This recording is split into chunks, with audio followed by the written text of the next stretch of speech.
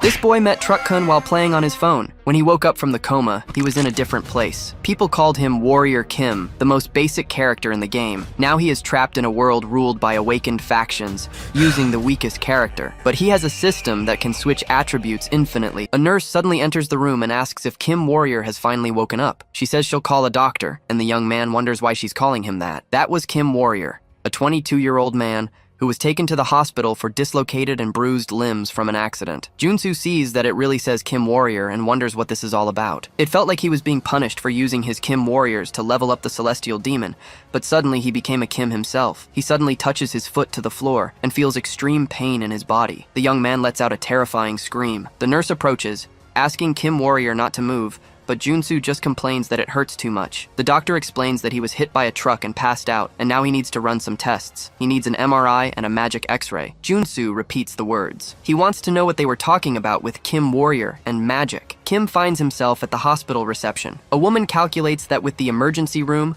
hospitalization, magic X-ray, MRI, and other tests, the total cost would be 22 million won. Kim Junsu wonders why he has to pay 22 million when he was only there for 4 days. But the woman tells him he has no insurance, so he has to pay for everything. This just irritates him, as he says every Korean has government health coverage. The girl asks what national government is, because he doesn't have Legion coverage or Magic Tower insurance. The young man repeats her words, asking what she's talking about, but he remembers those names, trying to recall where he's seen them before. There was the Legion, Mega Corporations, the Divine Tower, and the Divine Order. These were the 4 dominant factions of Seoul, and the groups from the game Arcane. In a world where God abandoned humanity, arcane science developed greatly. The polluted land was filled with monsters, and humans modified their bodies to survive. The young man thinks this sucks. To put it simply, it was a hard world to live in, and he had been thrown right into it. He was happily heading home after getting the celestial demon, but now he's become a tutorial character from the game. Maybe this is divine judgment for the warriors. The Kim Warrior's room was smaller than the students, and he wondered why he was so poor. Since his body was all broken and he had no money,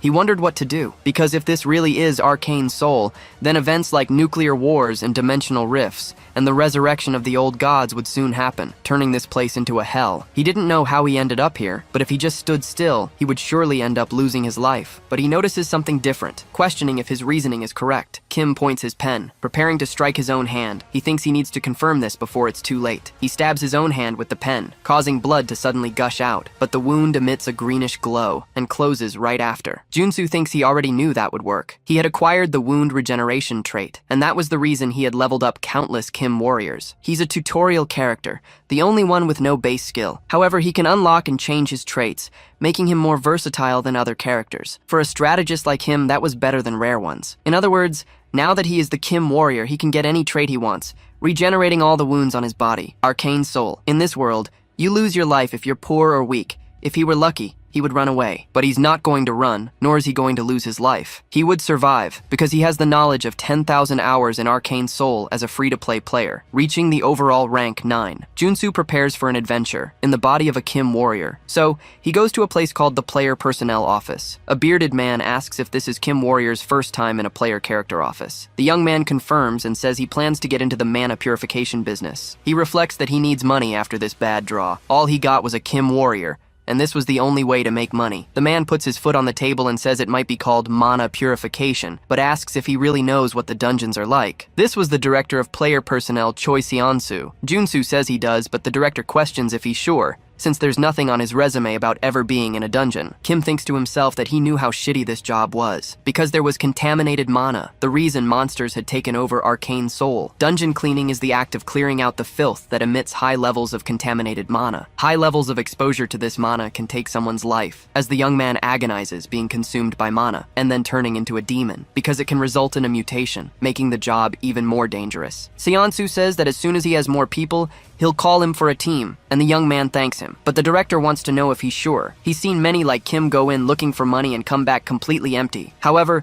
the young man tells the boss to relax, because he's going to be better than him, leaving the director surprised. But working hard was Kim Warrior's specialty. With 10,000 hours of gameplay time, the work leader, Servo, asks why a newbie wants to join his team, but Kim says he doesn't know. He just came to work, and they sent him to this team. Servo grabs him by the shirt, asking if he looks like a liar and where the determination in his eyes is, because he'd better not ask for salvation after suffering a mutation. If he sees any sign of a mutant in him, he'll take his life on the spot. Kim says he'll keep that in mind, reflecting that the guy was just trying to scare a rookie. It's always the same as his reality. He wonders why an R-rank character is here since this is their pre-awakening appearance, when they were still normal. Another man approaches, telling Servo not to be so hard on the new guy. They're already short-staffed, and this man has 5 years of experience cleaning dungeons. Servo questions if he looks like he'd be any help, finding it strange he hasn't mutated yet. But he walks away, saying they have exactly 4 days to clean this contaminated place. Junsu reflects that he was even more annoying here than in the game. However, the long-haired man touches his shoulder and tells him not to worry. Servo can be a bit harsh sometimes, but he's a pretty nice guy. Kim finally admits he understands. They arrive at a gate covered in goo. They say it's disgusting and they'll never get used to it. Servo yells that he's opening the doors and tells everyone to get ready. He presses the access button. They enter the contaminated mana environment. The leader shouts for everyone to get in position. The remnants of contaminated mana crawl through the basement. Those are low-grade monsters,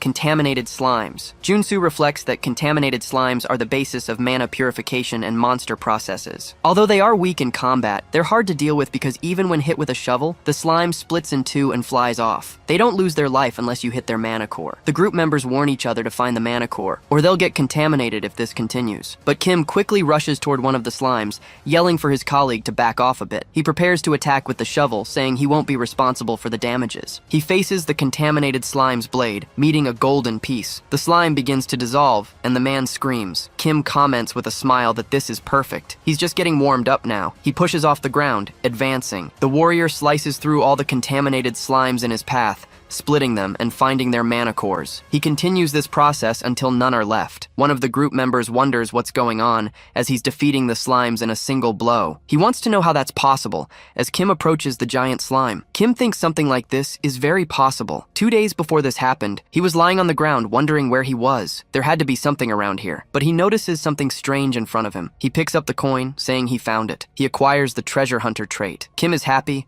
and says this was the most important trait for the warrior Kim. He celebrates finding 501, while people in the square think he's strange. Before the dungeon, Kim learned important things and got new traits. He throws up into a trash can, screaming as he purges all the impurities inside, but he obtains the contamination resistance trait. Kim comments that this one was tough, but getting traits here was the same as in the game. You just had to meet the conditions. He admires all the traits he earned through hard work. You could have a total of 6 traits and could swap them whenever you wanted. The treasure hunter skill allows you to find opponents' weak spots, and thanks to this trait, he can find the mana core, dissolving the giant contaminated slime. A skull forms as it dissolves. Servo yells for everyone to be careful not to get hit. Kim was covered in contaminated filth. He says all his effort was worth it. The warrior Kim's ability was incredible, giving him resistance to contaminated mana. A bus drives through the city. Kim reflects that even with the help of traits, working all day is exhausting. Hedgehog appears and comments that thanks to the warrior, everyone is leaving early. Just seeing that was incredible. He asks if he's waiting for his awakening like Servo. Kim says he knew how to use a shovel because he served in the army. His colleague comments that he's truly amazing. Kim reflects that this guy's mutation symptoms are getting worse. It looked like he had been exposed to a lot of contaminated mana. He suggests he rest tomorrow since he doesn't look well, but Hedgehog replies that he'd rather become a mutant than be in debt. Kim thinks that makes sense,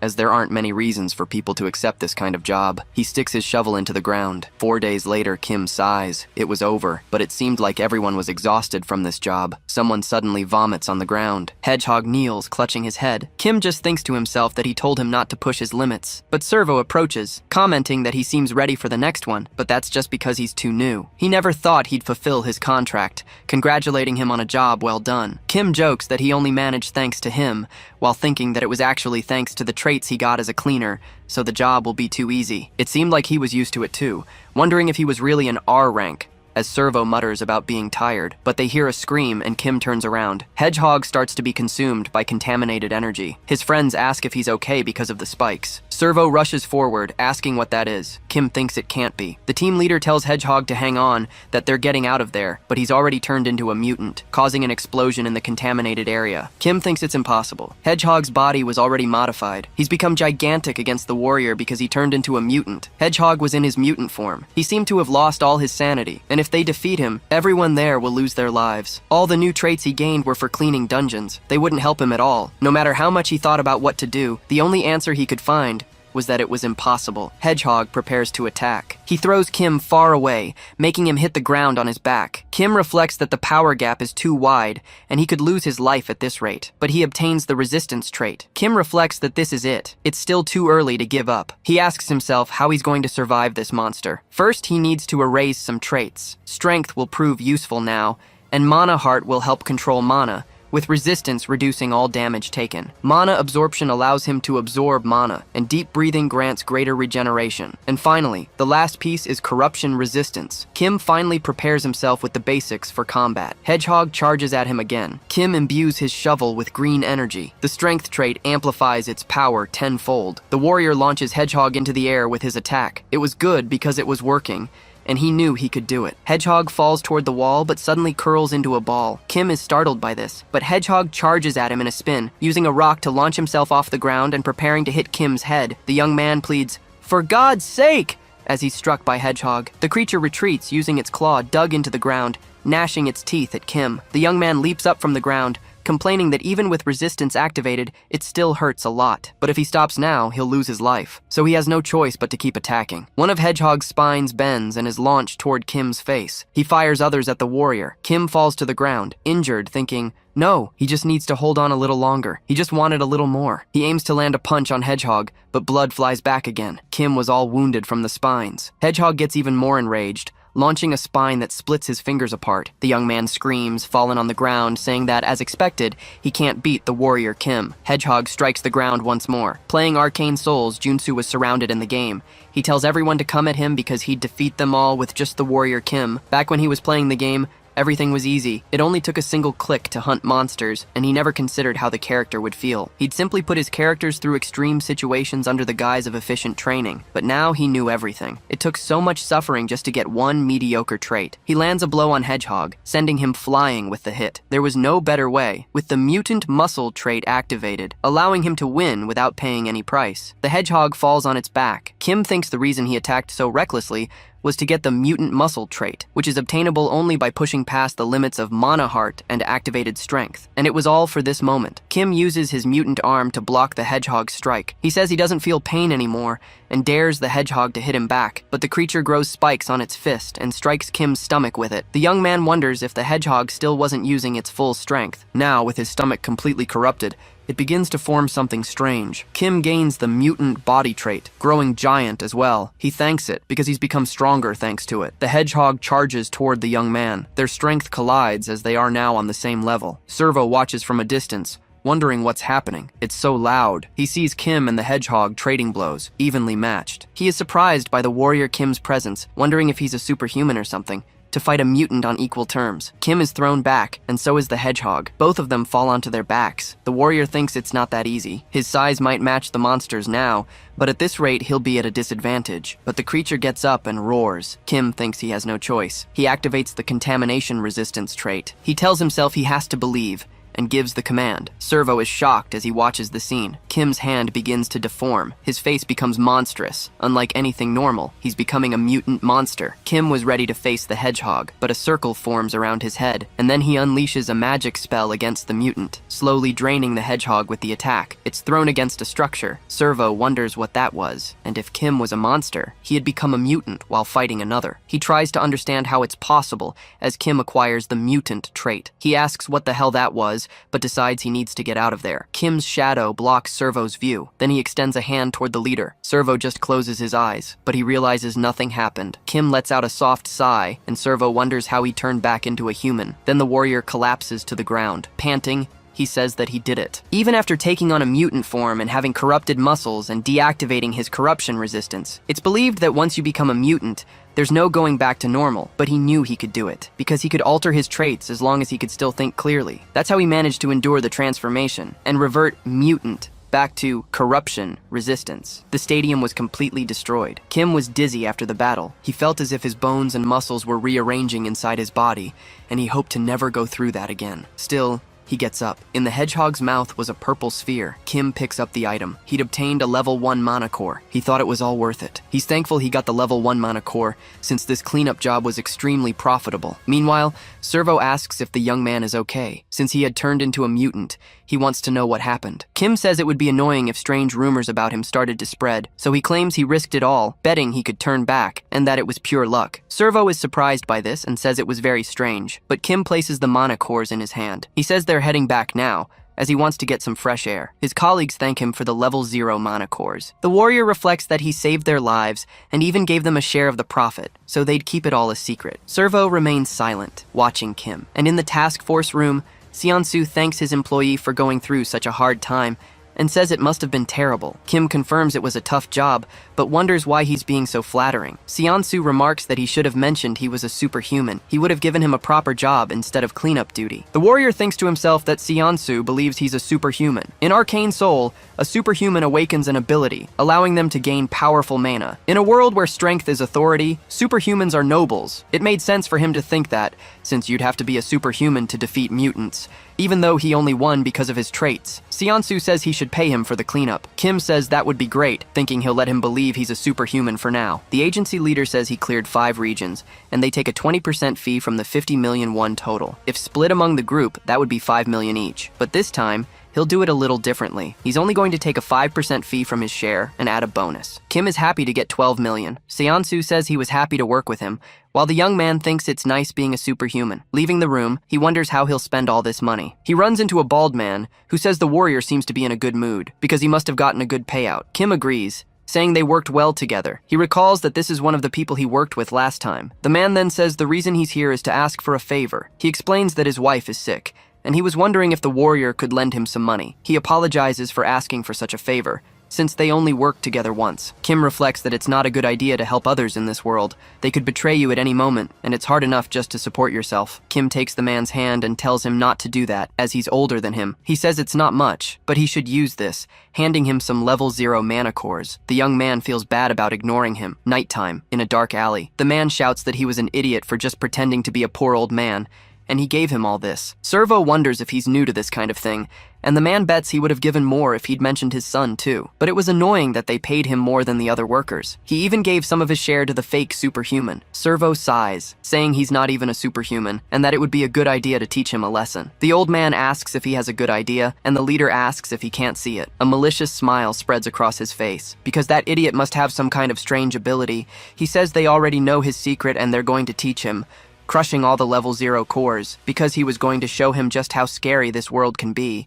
in a huge, beautiful building. Kim remarks that money is definitely great. He never thought he'd see the day he'd get a massage in a place like this. The game was better than reality, but the masseur squeezes his arm. Kim reflects that he spent 3 whole days resting at the hotel, but still feels sore. From now on, he'll have to think twice before using the mutant trait. Changing traits isn't as omnipotent as he thought. His body changes depending on the traits, and the severity of the side effects increases the more his body changes. The problem is how he's going to survive while limiting his use of traits. He notices something strange out the window. He wonders if it's the Iron Fist gang, since they're still walking around with that arrogant air. Arcane Soul is dominated by local gangs, not by the law. It's only natural, since there are so many monsters around and people depend on superhumans. He at least survived the first part, but it would be foolish to rely only on his traits in such a dangerous place. A smile spreads across his face. He says it all comes down to items. He goes to the item shop in Seoul. A woman asks if the young man is there to sell some things, and he confirms, saying he has some monster byproducts. She looks down and says she should warn him beforehand. They don't buy level 0 cores. Kim tells her he already knew that, and he'd like to sell something else. This surprised the girl as she looked at the core. She asks if it's a level 2 mana core, and Kim confirms,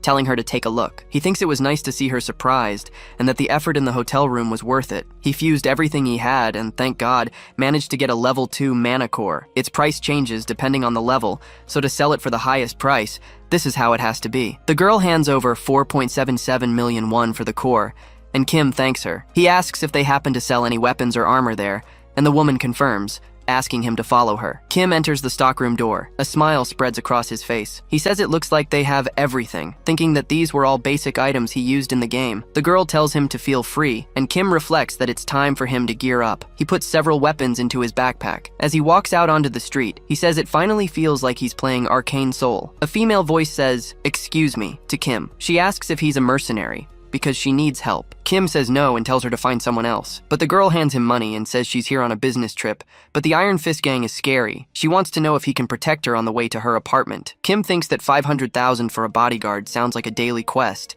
and maybe he should take it. Touching her shoulder, he says he can't just ignore a woman in danger. He points ahead and asks if they should get going. They go up an alley in the outskirts. The girl says they're almost there. Kim reflects on how strange the place is, since there isn't even an ant on the ground, let alone any people. The girl enters an alley and says it's down that street. Warily, Kim turns his head to look. He sees the girl in the darkness, saying they're almost there. The warrior comments that it's very dark, and he can't see properly. He obtains the night vision trait, which he wasn't expecting. He notices a gun in the darkness. The girl was ready to shoot him and says the mercenary is more careful than she expected. Kim wonders why she has a gun, and if this woman was planning a trap for him. But Servo stops him from running, asking where his junior is going, and that it's good to see him again in a situation like this. Kim asks what he did to deserve this. Servo says he didn't do anything, but he's just an idiot, and there's no other reason. Kim tries to escape by running in the opposite direction, and the leader asks how he can start a conversation and then just run off like that. He orders them to shoot at the warrior. The bullet hits Kim's back. He falls to the ground at the bottom of a staircase. Servo complains that she should have shot him in the legs, not the back. The girl says it was better than him getting away,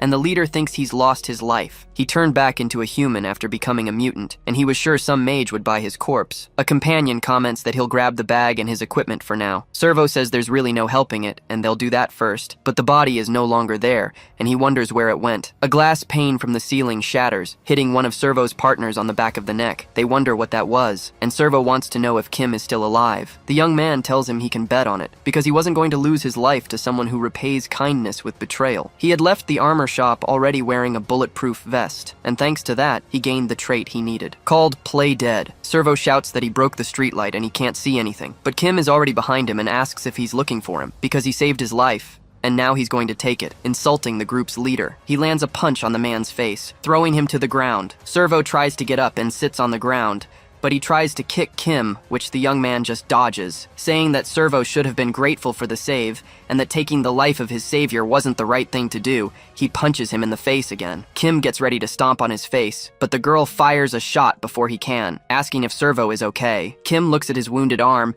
and thinks that he was too careless. Since in Arcane Soul, the scariest things aren't monsters and mutants, but people. He was naive and trusted people too easily, and he won't make that mistake again, drawing a gun. He shoots the girl's hand and knocks her gun away, hitting another group member in the shoulder, and says it's already over. Kim fires at the wall again, saying he should take Servo's life just as a precaution, and the man tries to kick him. The warrior didn't expect the move, so he barely dodges it and loses his grip on the gun. Servo's legs finally transformed. He managed to undergo the superhuman awakening at that moment, and they did a terrible job developing this game. The superhuman awakening is something all playable characters can go through. It's considered a basic growth system in the game. According to the world of Arcane Soul, a level 1 superhuman is strong enough to threaten a civilian armed with a rifle. In other words, he has to deal with a superhuman with nothing but his bare hands. Servo disappears from Kim's sight, and the young man wonders where he went. The awakened one was using his abilities. Servo's abilities are stereoscopic movement and kick. This stereoscopic movement power allows the user to use the incredible elasticity of their legs to move freely. Kim notices he used his stereoscopic movement to climb the building's wall. Servo yells that he's going to send the warrior to hell and he needs to dodge this. The warrior rolls away, intending to dodge the blow. The awakened one asks how he managed to dodge, leaping off the ground again towards the boy. He yells that he won't be able to escape this one, with a smile on his face. Kim says he has no intention of dodging, using an expandable baton to block the leg, and calls him an animal while thinking this purchase was a good idea. A few hours earlier at the armory, he wonders if buying a gun is worth it. But since Warrior Kim is a warrior class character, even if he got stronger, there's a limit to how well he can handle a firearm, and just in case, he'll buy a warrior class weapon too, picking up the baton in his hand. Each character has weapons and traits that are most effective for their class, and that's why, in order to beat Servo, he needs to use a close-range weapon and traits suitable for a warrior. Kim attacks vertically, landing a blow on Servo's shoulder, and he gets the attack trait. His first class-specific trait was the warrior class trait, attack, and right now, he presses forward, using a down slash, an upswing, and a thrust, finally finishing his sequence with a side slash. Servo looks to the side as he dodges, attempting a high kick to Kim's head. He wonders how he'll dodge this opening, because he can't stop now after coming this far. So even if he breaks a bone, he'll keep attacking, hitting Servo's thigh. The kick hits Kim's forearm, and the baton injures the awakened one's thigh. An aura surrounds the weapon once more, as the warrior acquired the trait called Combo, the best warrior class trait for the early stages, using attack and combo to hit Servo. The awakened one begs him to stop, but Kim lands the final blow to his stomach, leaving Servo unconscious on the ground. As the rain falls, Kim is thankful for defeating the awakened Servo. His hand turns slightly reddish. He wonders what this strange sensation is, because his whole body was aching, and yet he felt something overflowing inside him, wondering what it could be. An explosion occurs on the scene, the day he discovered the cruel truth of the world of arcane soul, awakening as the superhuman, level 1 warrior Kim. He opens his hand, which is surrounded by an aura, closing it and thinking that he's a superhuman. Then Kim shouts happily about his new condition, because he'll not only start getting offers for high-paying mercenary jobs, but also low-interest loans, and a man with a cigar asks if he did it. Kim turns to look, because a large man stood before him. This was Iron Fist Kim, the second basic character given in Arcane Soul after Warrior Kim, a reinforced soldier with a prosthetic arm,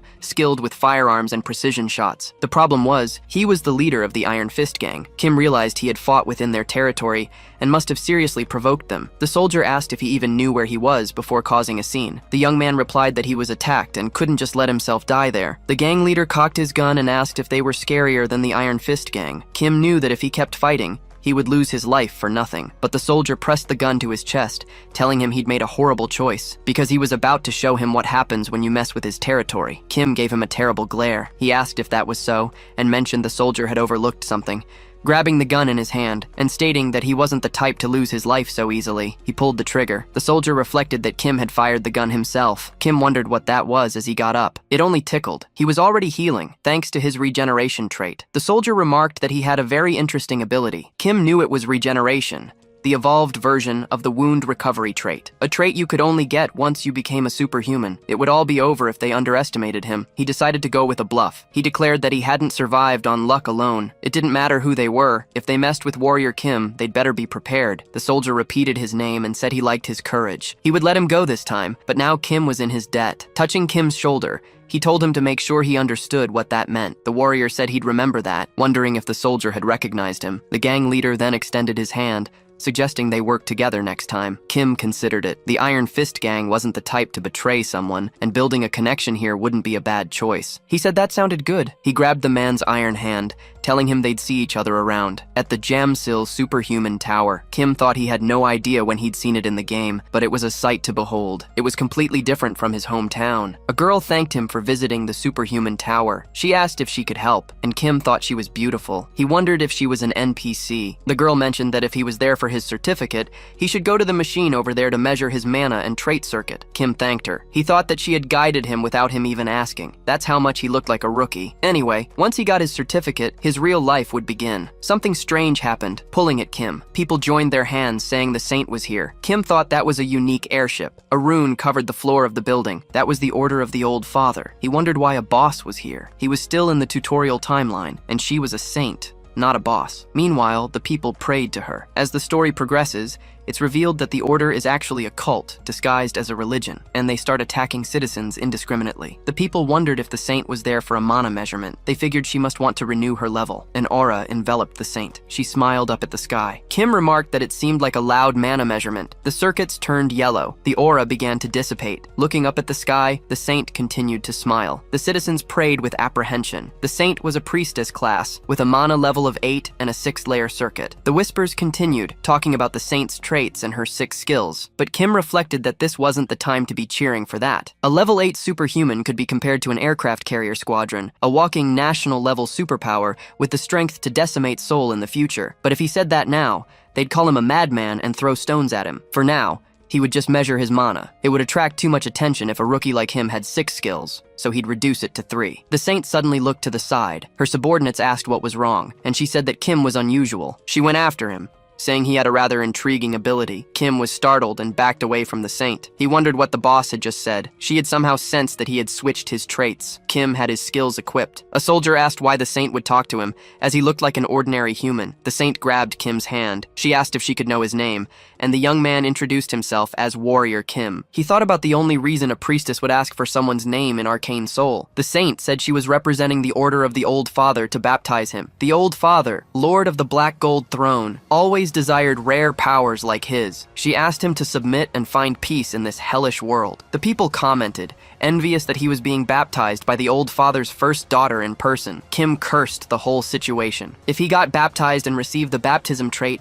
he'd have no choice but to become a paladin of the order. However, in the war against South Korea, the Order of the Old Father loses to significant figures from Arcane Soul. He put strength into his hand. Pulling it away from the Saint, he thought he didn't want to be forced to bet everything on a faction doomed to be wiped out. The onlookers continued to buzz. Kim said he refused to be baptized. The Saint was in disbelief, saying she must have misheard. The warrior denied it, saying he was serious. The Saint said he was free to serve or refuse to serve. However, the old father had already laid his eyes on him. She placed her hand on his shoulder and asked him not to forget that a sacred seed was now rooted inside him. And if he couldn't overcome this small seed, his fragile free will would be meaningless. Kim was burning as he knelt. The onlookers wondered how a rookie dared to refuse a baptism and pitied him. Kim was afflicted with the divine fever, where he would suffer infinite pain as punishment. He thought he was prepared for this, but it still hurt as if he were on fire. The divine fever is one of the strongest debuffs in Arcane Soul. By causing infinite burning pain, it prevents a person from living their life,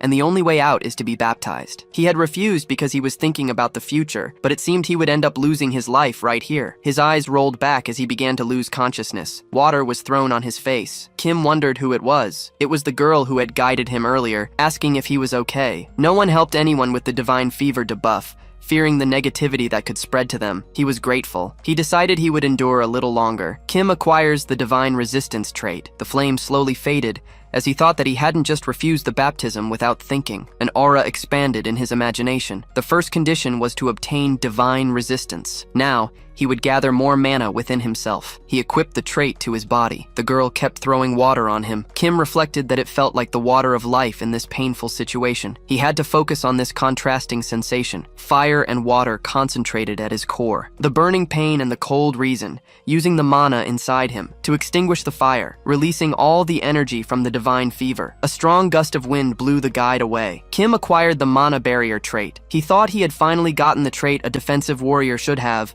called Mana Barrier. The guide asked if he was okay, and Kim said he was, thanks to her. The onlookers wondered how he overcame the divine fever without being baptized. Kim reflected that he hadn't completely overcome it. The barrier was just a temporary measure, but at least he was free from the burning pain. The black flame was cool. He said it was time to measure his mana. The bar started to fill. A voice announced that the measurement was complete. It showed Warrior Kim, mana level 1, with a 6-layer circuit. People are saying I'm a super rookie, and that's why the Saint wants me, but I've drawn too much attention. My goal was to get stronger in silence. The guide congratulates him, saying she's never seen anyone with a 6-layered circuit right from the start. She asks if they should go get his superhuman license issued, still at the superhuman tower. The girl hands him the license, congratulating him on becoming an officially certified superhuman. Kim reflects that he worked hard to get this. The girl offers to explain all the special level 1 privileges, but the warrior declines, saying he already knows everything. He lists them: reduced fees, the right to carry weapons, and as his level increases, he'll be exempt from fees,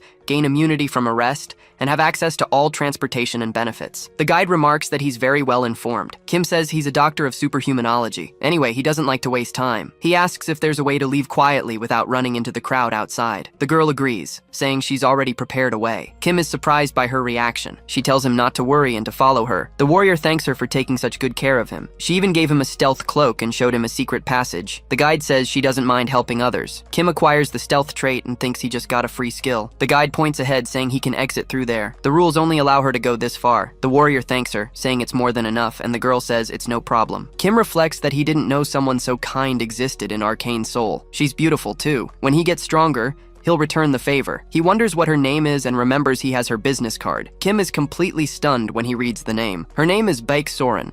She's one of the 3 strongest characters in the game, a berserker who always had a terrifying appearance. He thought her face looked familiar, but in the game, she always had such a frightening look that he never would have guessed. To think that Baek Soren was so kind, he wonders what the hell happened to her. Kim slices the last slime of his mission. He thinks being a superhuman sucks. He's been clearing this monster cave for a week straight, and he's exhausted. Sitting on the ground, he says he's finally finished with the cave, getting this tired already. His efficiency is terrible. It's all because he had to focus his stats on maintaining the mana barrier. If he could customize his stats just for clearing the cave, he'd have been done hours ago, but he can't take any other jobs because of this damn debuff. enough. So, he needs a potion called nectar to get rid of the divine fever. But it's so expensive that this cleaning job won't even cover the cost. Kim's phone vibrates in his pocket. He wonders how many more times Director Choi is going to call. It's such a pain. He says he's had enough, but he stops himself from ending the call, having just had a great idea. He goes to the Seonsu agency. The director says it's an honor to meet the one who overcame the divine fever without being baptized, the man who started with a 6-layered circuit. Kim agrees, saying that's just how things turned out. He asks if the director found the job he requested, and Choi complains. It was very difficult because nectar is a medicine that can only be obtained from requests for level 5 superhumans or higher. Kim threatens to leave if he couldn't get it, but the director begs him not to. It's a contract matter, and of course he managed to secure it. He reflects that being Director Choi, he knew he'd find a request with nectar as a reward. He asks about the mission's content. The director places a tablet on the table and asks if he's heard of Number 1 Security. Kim says it's his first time hearing of it and assumes it's a security company. Choi explains that it's a private military company, one of the biggest in the industry. The president and vice president are a couple, both from traditional martial arts families. The warrior comments that for such a wealthy family to make a request like this, they must need something difficult. Choi replies that their son is the problem. He's over 20, but still hasn't awakened as a superhuman. Kim asks if that's possible even with 2 martial artist parents. The director confirms he has accumulated level 8 mana, but hasn't awakened yet. The director explains their condition, a level 1 warrior type or higher, which should be perfect for Kim. The warrior breaks into a smile, saying he'll go check them out then, in a beautiful, bright mansion. Choi nervously shakes his legs. He says the president and vice president are very busy and not the type to be late. Kim reflects on how expensive the house must be, but a woman apologizes for making them wait so long. They were the clients, Seo Jungju and Lee Miri. Choi bows, saying it was nothing, and thanks them for their time. Kim does the same, thinking they must be at least level 6 superhumans. Both of them possess a considerable amount of mana. Jungju complains that he can tell Kim is weak just by looking at him. Miri tells him not to talk like that and suggests her husband go back to his room. The man sits down, grumbling,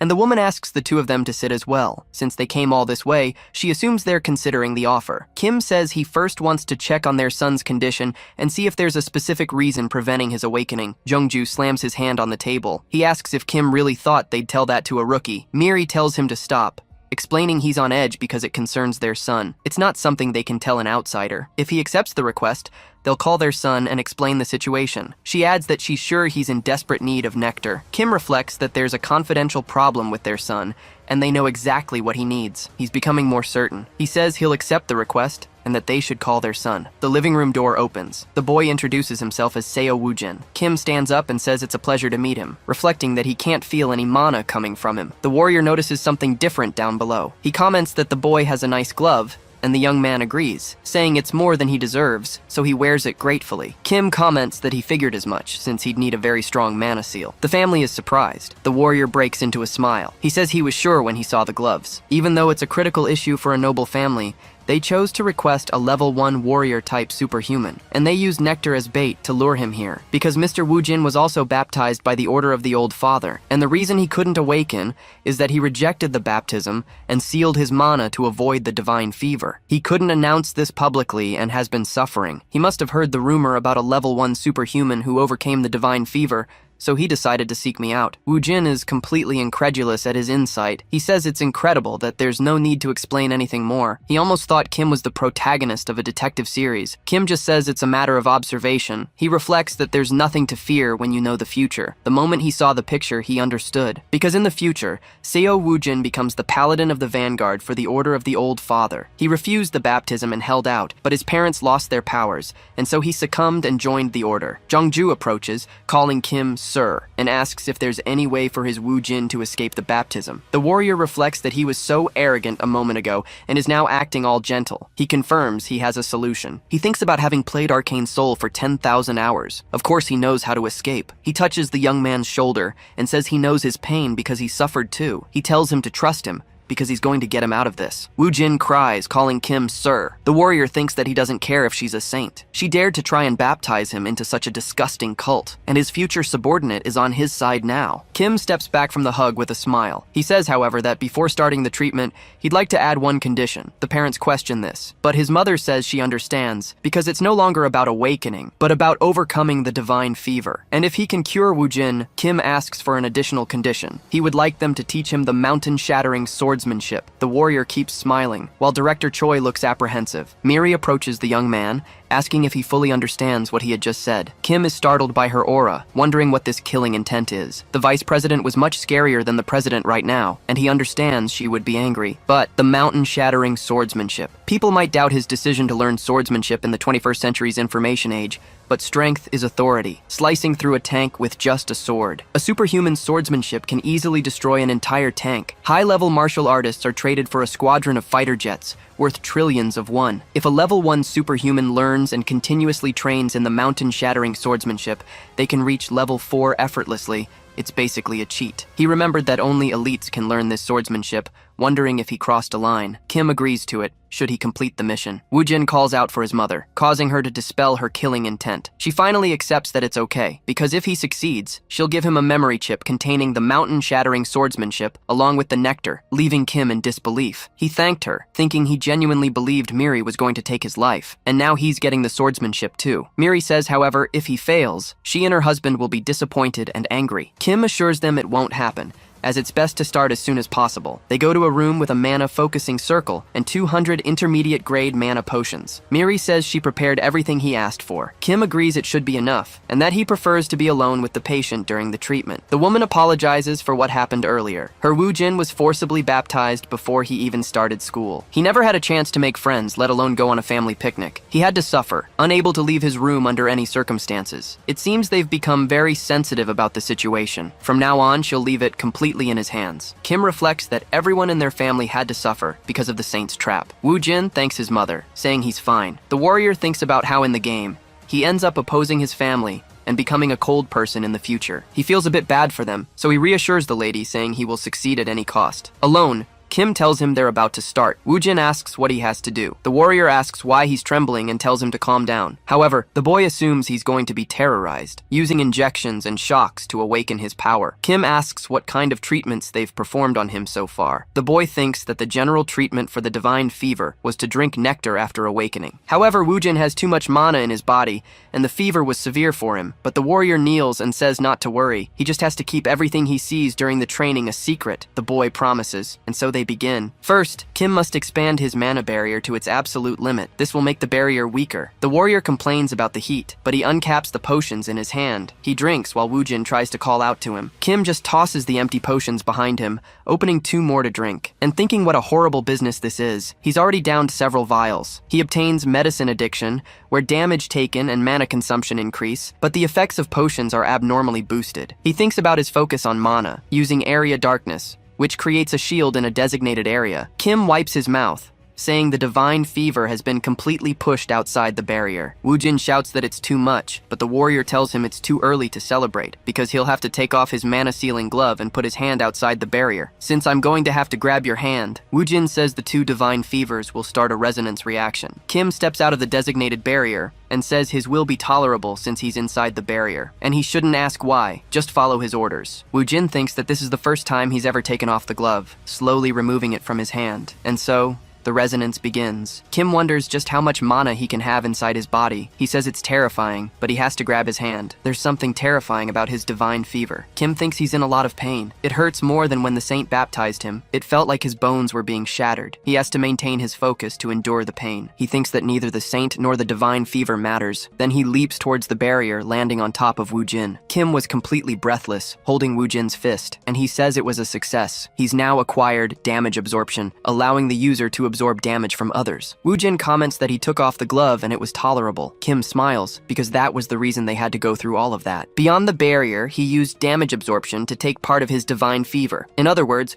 Woojin's divine fever has been weakened. Then he says this is the final stage as he draws his sword, telling Woojin not to stop and to attack until he awakens. The boy agrees. It's time to use the swordsmanship he's practiced his entire childhood. Then he gets into a different stance, attacking Kim's arms. He gets behind the warrior, saying he broke an iron gauntlet with a wooden sword and obtained the Protect trait. But even with this trait, he'll be in critical condition if he takes a hit from that. And it's absurd to think Woojin hasn't even awakened yet. The monster's sword approaches. He wonders what the hell kind of swordsmanship she taught this kid, because he's having trouble dodging his strikes. He fell to his knees, obtaining the trait called evasion. Kim makes a decision. He's about to awaken. Woojin's mana was gathering. Kim wonders how the sword and Seo were glowing with the same color. He was SSR rank, called 1 with the sword. Kim thinks he's reached a state where the sword becomes the person. It was too overpowered of a trait for the warrior class, but this guy was very strange. He was in a total trance. Kim would lose his life if he got hit. First, he needs to use every defensive trait possible and focus the barriers on both of his arms. With the help of the mana focusing circle in this room, he combines 2 abilities to defend against the attack, getting thrown far away by it. A shield had formed on the ground. Kim obtained the mana shield trait, combining the mana barrier and protect traits to create the mana shield. Woojin, being 1 with the sword, almost took his life. The young man groans a little. Kim is surprised by this. Seo's eyes return to normal, falling sideways to the floor. Kim asks how he dares to just peacefully lose consciousness after nearly taking his life, noticing the young man was practically asleep on the floor, and he lost a bit of control after awakening. In the game, Seo Woojin was a strong SSR rank character, but since he awakened as a warrior and not a paladin, he acquired the 1 with the sword ability as his initial trait. Maybe he created a monstrous warrior by awakening Seo Woojin as a warrior instead of a paladin. And he doesn't know how this will affect the story in the future, but he was born with a silver spoon, has immense strength, and owes him a favor, so it's not bad at all. Miri says her son truly overcame the divine fever, so both parents thank him. Kim says it was nothing and that he told them he would succeed. Choi also praises his master. Woojin was still sound asleep. The woman says it's been a long time since they've seen him sleep so deeply. She doesn't even know how to repay this debt. Jongju smiles alongside his wife,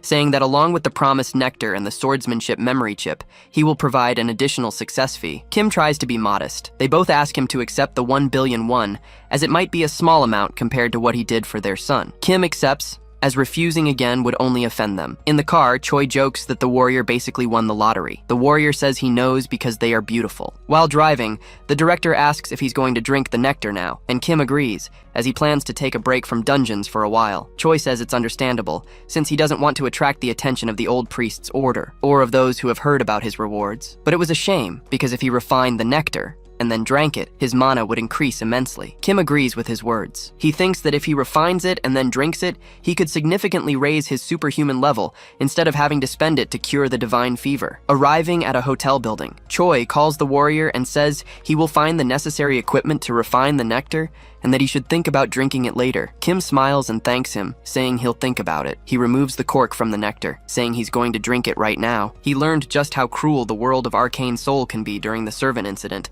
and can't guarantee that the director won't betray him. He has the skills medicine addiction, mana absorption, and potion dependency, so he can maximize the nectar's effect anyway. Tossing the vial to the ground, Kim starts to feel pain, saying it feels as if every fiber of his muscles is being torn apart and remade, and an incredible amount of mana is being stored inside him. He's completely tormented by the potion. Kim's eye snaps open, lighting up the entire building with the explosion. Warrior Kim reaches superhuman level 2, and by curing the divine fever with the nectar, he acquired the Black Flame, one of the highest grade skills in the entire game. The Black Flame was added to his skill list along with mountain-shattering swordsmanship, and he feels relieved, as he can now focus on training these skills without any issues. His phone starts to vibrate. He wonders why director Choi texted him out of the blue, but he decides he'll do nothing and just train. However, the calls keep coming, more and more insistently. Kim wonders what the rush is. The warrior had received a series of messages telling him to get stronger and ignore criticism, so he wonders what this nonsense is,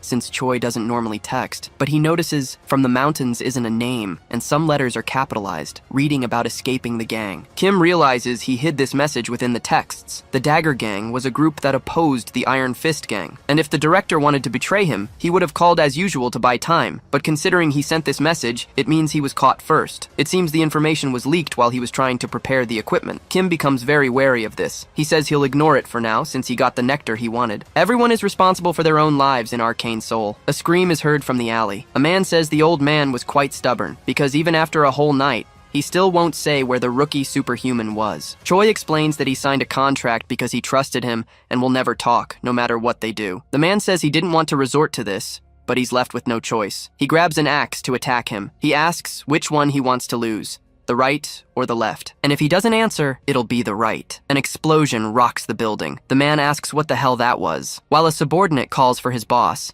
He questions what's happening outside. Wounded, the subordinate reports that there's some bastard out there. A precision sight was aimed at the room. Kim was launching grenades towards the building. He says the Dagger Gang picked the wrong person to mess with. He can't just abandon someone who keeps their promises in this cruel world of arcane soul. He says it's fine then, because he's starting the war now and fires the grenade. The gang's area explodes. He was armed with his sword. The gang members ask where he shot from and order everyone to find him. Kim says that as expected, they were scurrying out of the building like cockroaches. Even though the building looks like a normal apartment complex, he knows all about them. Because this is the Dagger Gang's dungeon, which he'd cleared until he was sick of it. A complex dungeon consisting of 6 different buildings. Since the Dagger mission is one of the tutorial quests, he can clear it with his eyes closed now. So he gets ready to run, saying that from now on, the veteran is going to complete the mission. The gang members look around, trying to find Kim. They wonder if it could be the Iron Fist gang attacking, since they're the only ones crazy enough to do this. They vow to beat them to a pulp once they're captured, but then one hears a noise. He turns, asking what that was,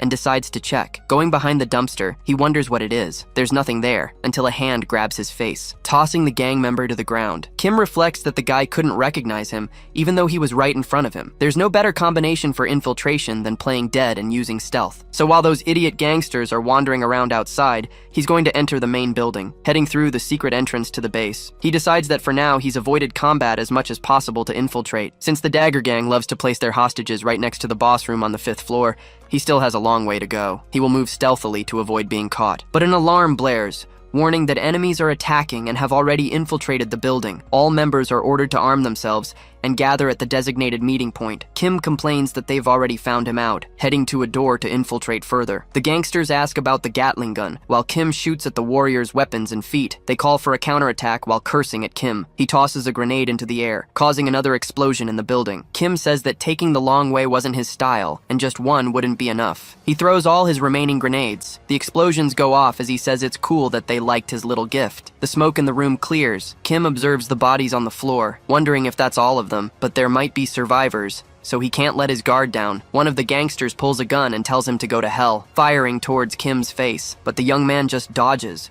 having unlocked the sensitive trait. Now that he has the trait he needed for this dungeon, it's the gangster who's going to hell. So he hits him, announcing that he's going up now that he's dealt with all the weaklings. He climbs the stairs slowly, thinking he might have reached the 4th floor without any trouble. But the real danger starts now. There will be gang members waiting on the 4th floor, right before the 5th and the boss room, creeping along a wall to observe. Kim is startled by what's in front of him. There was no one there, not even in the gambling room. He thought something was strange. He needed to concentrate, acquiring the focus trait. Kim hopes he can hear something coming from the floor above. He notices a drone flying by, which drops a grenade to the floor. His flashbang explodes. Kim complains that it's meant to blind him. An assassin approaches from behind him, trying to hit the man stealthily and injure his shoulder. The leader of the Dagger Gang calls him a little rat and says he's got him, but Kim defends with his shield and asks who caught who. The assassin retreats, asking how his dagger didn't pierce through. Moving far away from Kim, the warrior asks if he wasn't the one acting like a rat and who he was calling one. He reflects that he didn't expect the boss to appear on the 4th floor.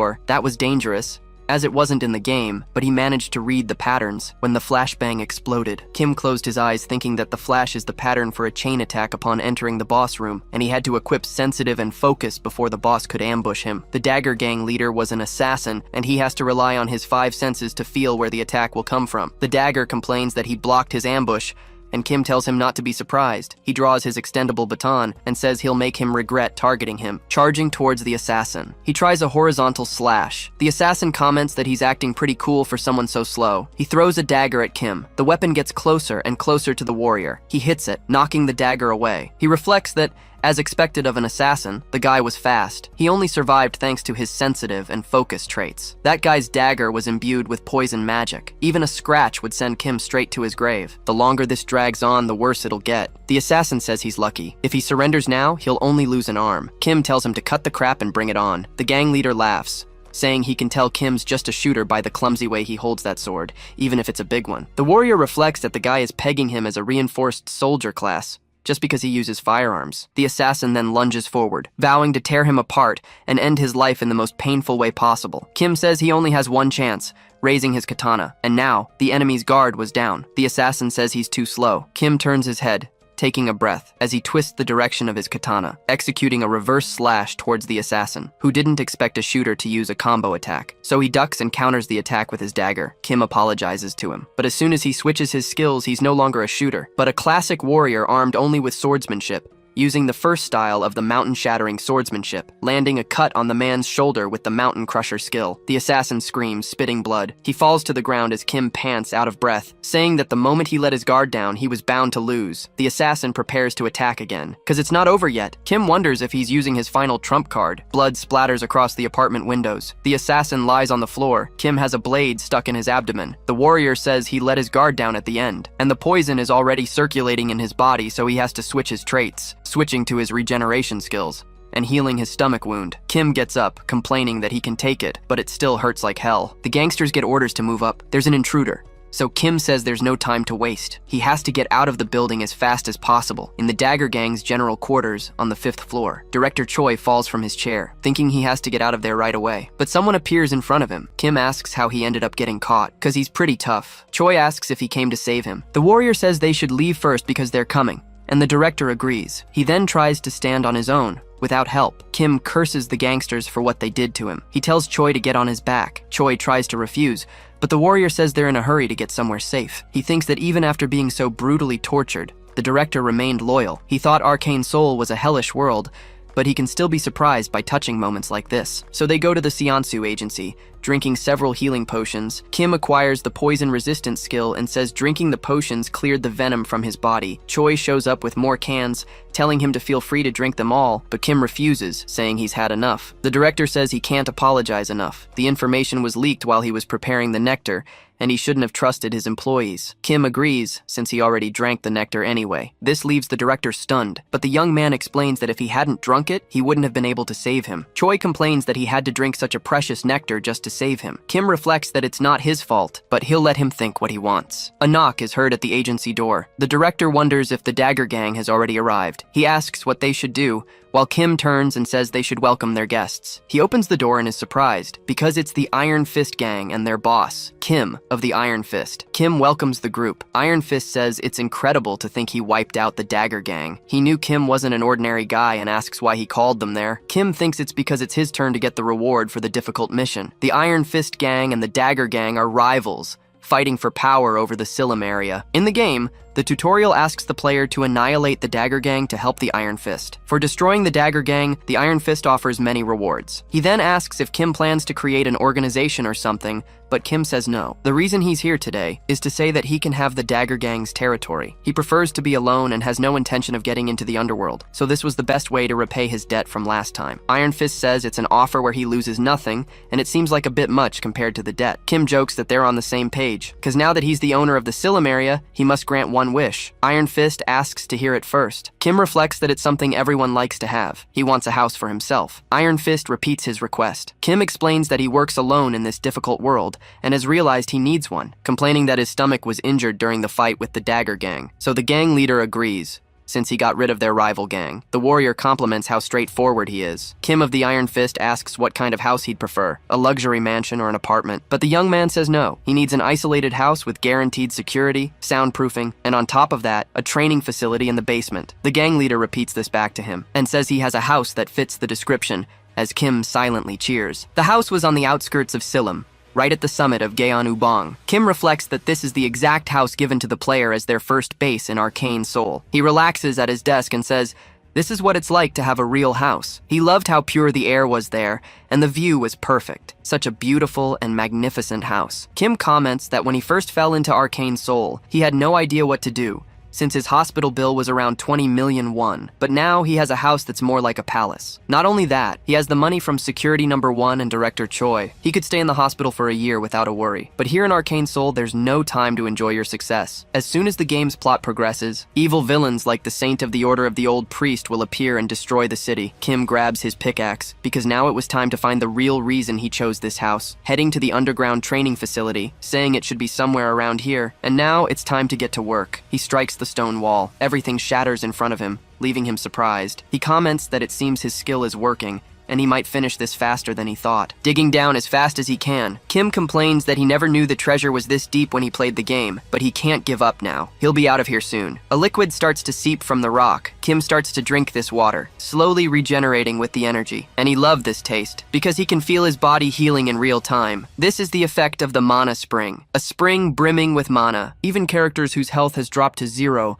can recover quickly when soaked in the mana spring. And most debuffs disappear, showcasing its incredible therapeutic properties. The place where he could access such an incredible mana source for free was none other than the house at Gyeonubong, the first base provided by the gang. He had to go through so much to get here, unlike in the game where he could do it with a single click. It was so full of vitality that he could easily feel its effects, grabbing one of his swords. He comments that the mana spring has such incredible effects that it was perfect for training, because he can heal quickly if he runs out of stamina and then get right back to training. It was now time for the first and only extreme efficiency training for free-to-play rankers. As night fell at Kim's mansion, he realized it had been 2 weeks since he'd locked himself in the training room, and in this state, he could now easily activate the black flame. Mana began to swirl around the sword. Kim raised his sword high, using the first style of the mountain-shattering swordsmanship, Mountain Crush. He moved forward with the second style, Mountain Splitter. Finally, he thrust with the third style, Mountain Piercer. Kim noted that he was now used to using the mountain-shattering swordsmanship with the black flame, not to mention the useful traits he'd gained during his training. He remarked that he had completed his training goal,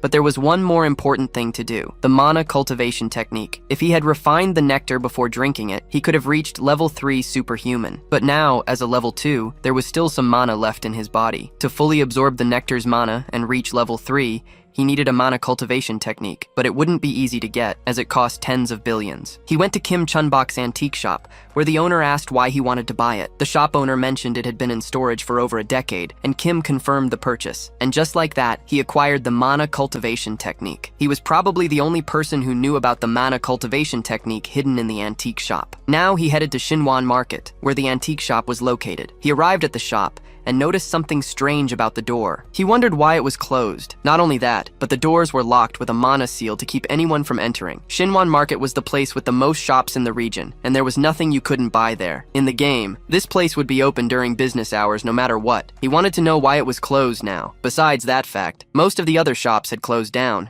Except for this one. The place had become completely empty. Kim wondered if the world of Arcane Soul was different from the one he knew. A man was crouching next to a door. The young man approached and asked if business at the market had been bad lately. He thought that even the owner of the one open shop didn't seem to be doing well. The old man asked if he couldn't tell just by looking. With thugs fighting every day, nobody could come here. Kim noted that it was gang territory. The shop owner cursed the Iron Fist gang, explaining that ever since the Dagger gang was wiped out, the smaller gangs had been fighting each other every day. Kim repeated, fighting among themselves. In the game's original story, the Iron Fist gang personally destroyed the Dagger gang and claimed their territory. This naturally put Shinwan Market under their control, but this time, he was the one who destroyed the Dagger gang. Because of that, this market had become a battlefield, with other gangs trying to claim it. Kim questioned how this could be happening. As gangsters fought in an endless war, the warrior decided he would check them out first. Members of 2 gangs were clashing. The leader of the attacking group declared that this territory belonged to the Poison Gang. He told the Iron Fist Gang to go back to their corner. That was the vice chief of the Poison Gang, the Steel Scorpion. The Iron Fist member called them bastards, but someone else appeared, asking what this mess was in their territory. It was a group of men in their underwear. Scorpion complained that the perverts had arrived, but the exhibitionist, vice chief of the bare-skinned gang, said this was his territory. Scorpion told him to cut the crap and get lost. The exhibitionist asked if they were going to continue committing this sacrilege. The Iron Fist member thought they were all crazy and that he should get out of there. Kim appeared, commenting on the chaos. The gang member recognized him as the one who wiped out the Dagger gang, but the warrior told him to get up and do his job. He told those damn thugs to stop messing around and gather there. He ordered the Iron Fist member to hold back, saying he would help. He reflected that to return the market to normal, he needed to establish a hierarchy. Scorpion asked who he was to dare tell her what to do. The exhibitionist questioned if it was an offer. Kim thought that if he went all out, he could probably win, but it might cause unnecessary harm to the merchants. So, he needed to show them his strength first, preparing his combat stance. Scorpion repeated, mountain-shattering swordsmanship and divine fever, and the exhibitionist asked if he was the one who annihilated the Dagger gang by himself. Kim confirmed he was and said he'd be generous this time. He made an offer they couldn't refuse,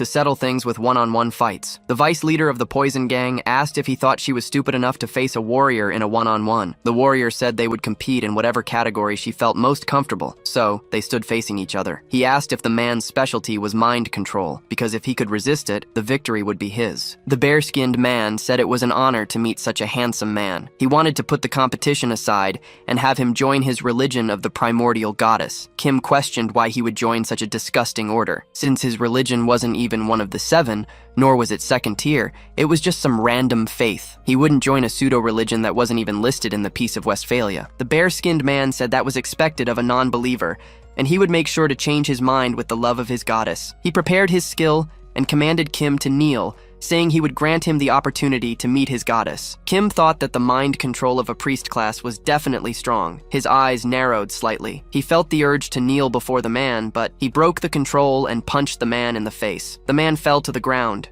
groaning. Kim reflected that not even the saintess could influence him. Meanwhile, the members of the bare-skinned gang decided to retreat. The young man turned to Scorpion, who commented that he wasn't so bad. But the poison gang was on a different level from those perverts. Kim said he didn't believe it and would find out once they started. If her specialty was creating poison, she should give him her strongest to drink. The girl joked that since he was willing to lose his life, she would help. The Iron Fist gang member said that drinking poison was a death wish, but Kim said he was confident and that everything was fine. Meanwhile, Scorpion held out a cup of poison and said if he could withstand it, he'd win. The warrior thought, as expected, she gave him the picnic knockout, the poison that causes the most pain of all. He commented that the smell was awful and that she'd get a punch if he survived. The woman laughed and told him not to beg for the antidote after drinking it. Kim downed the cup, saying that wasn't going to happen. The poison began to take effect on his body. The young man fell to the ground. He felt like his blood was boiling. The girl asked if he felt it now. If he begged for his life like a dog, she would consider helping. Kim needed to focus. Their poison was made by mixing a special medicine,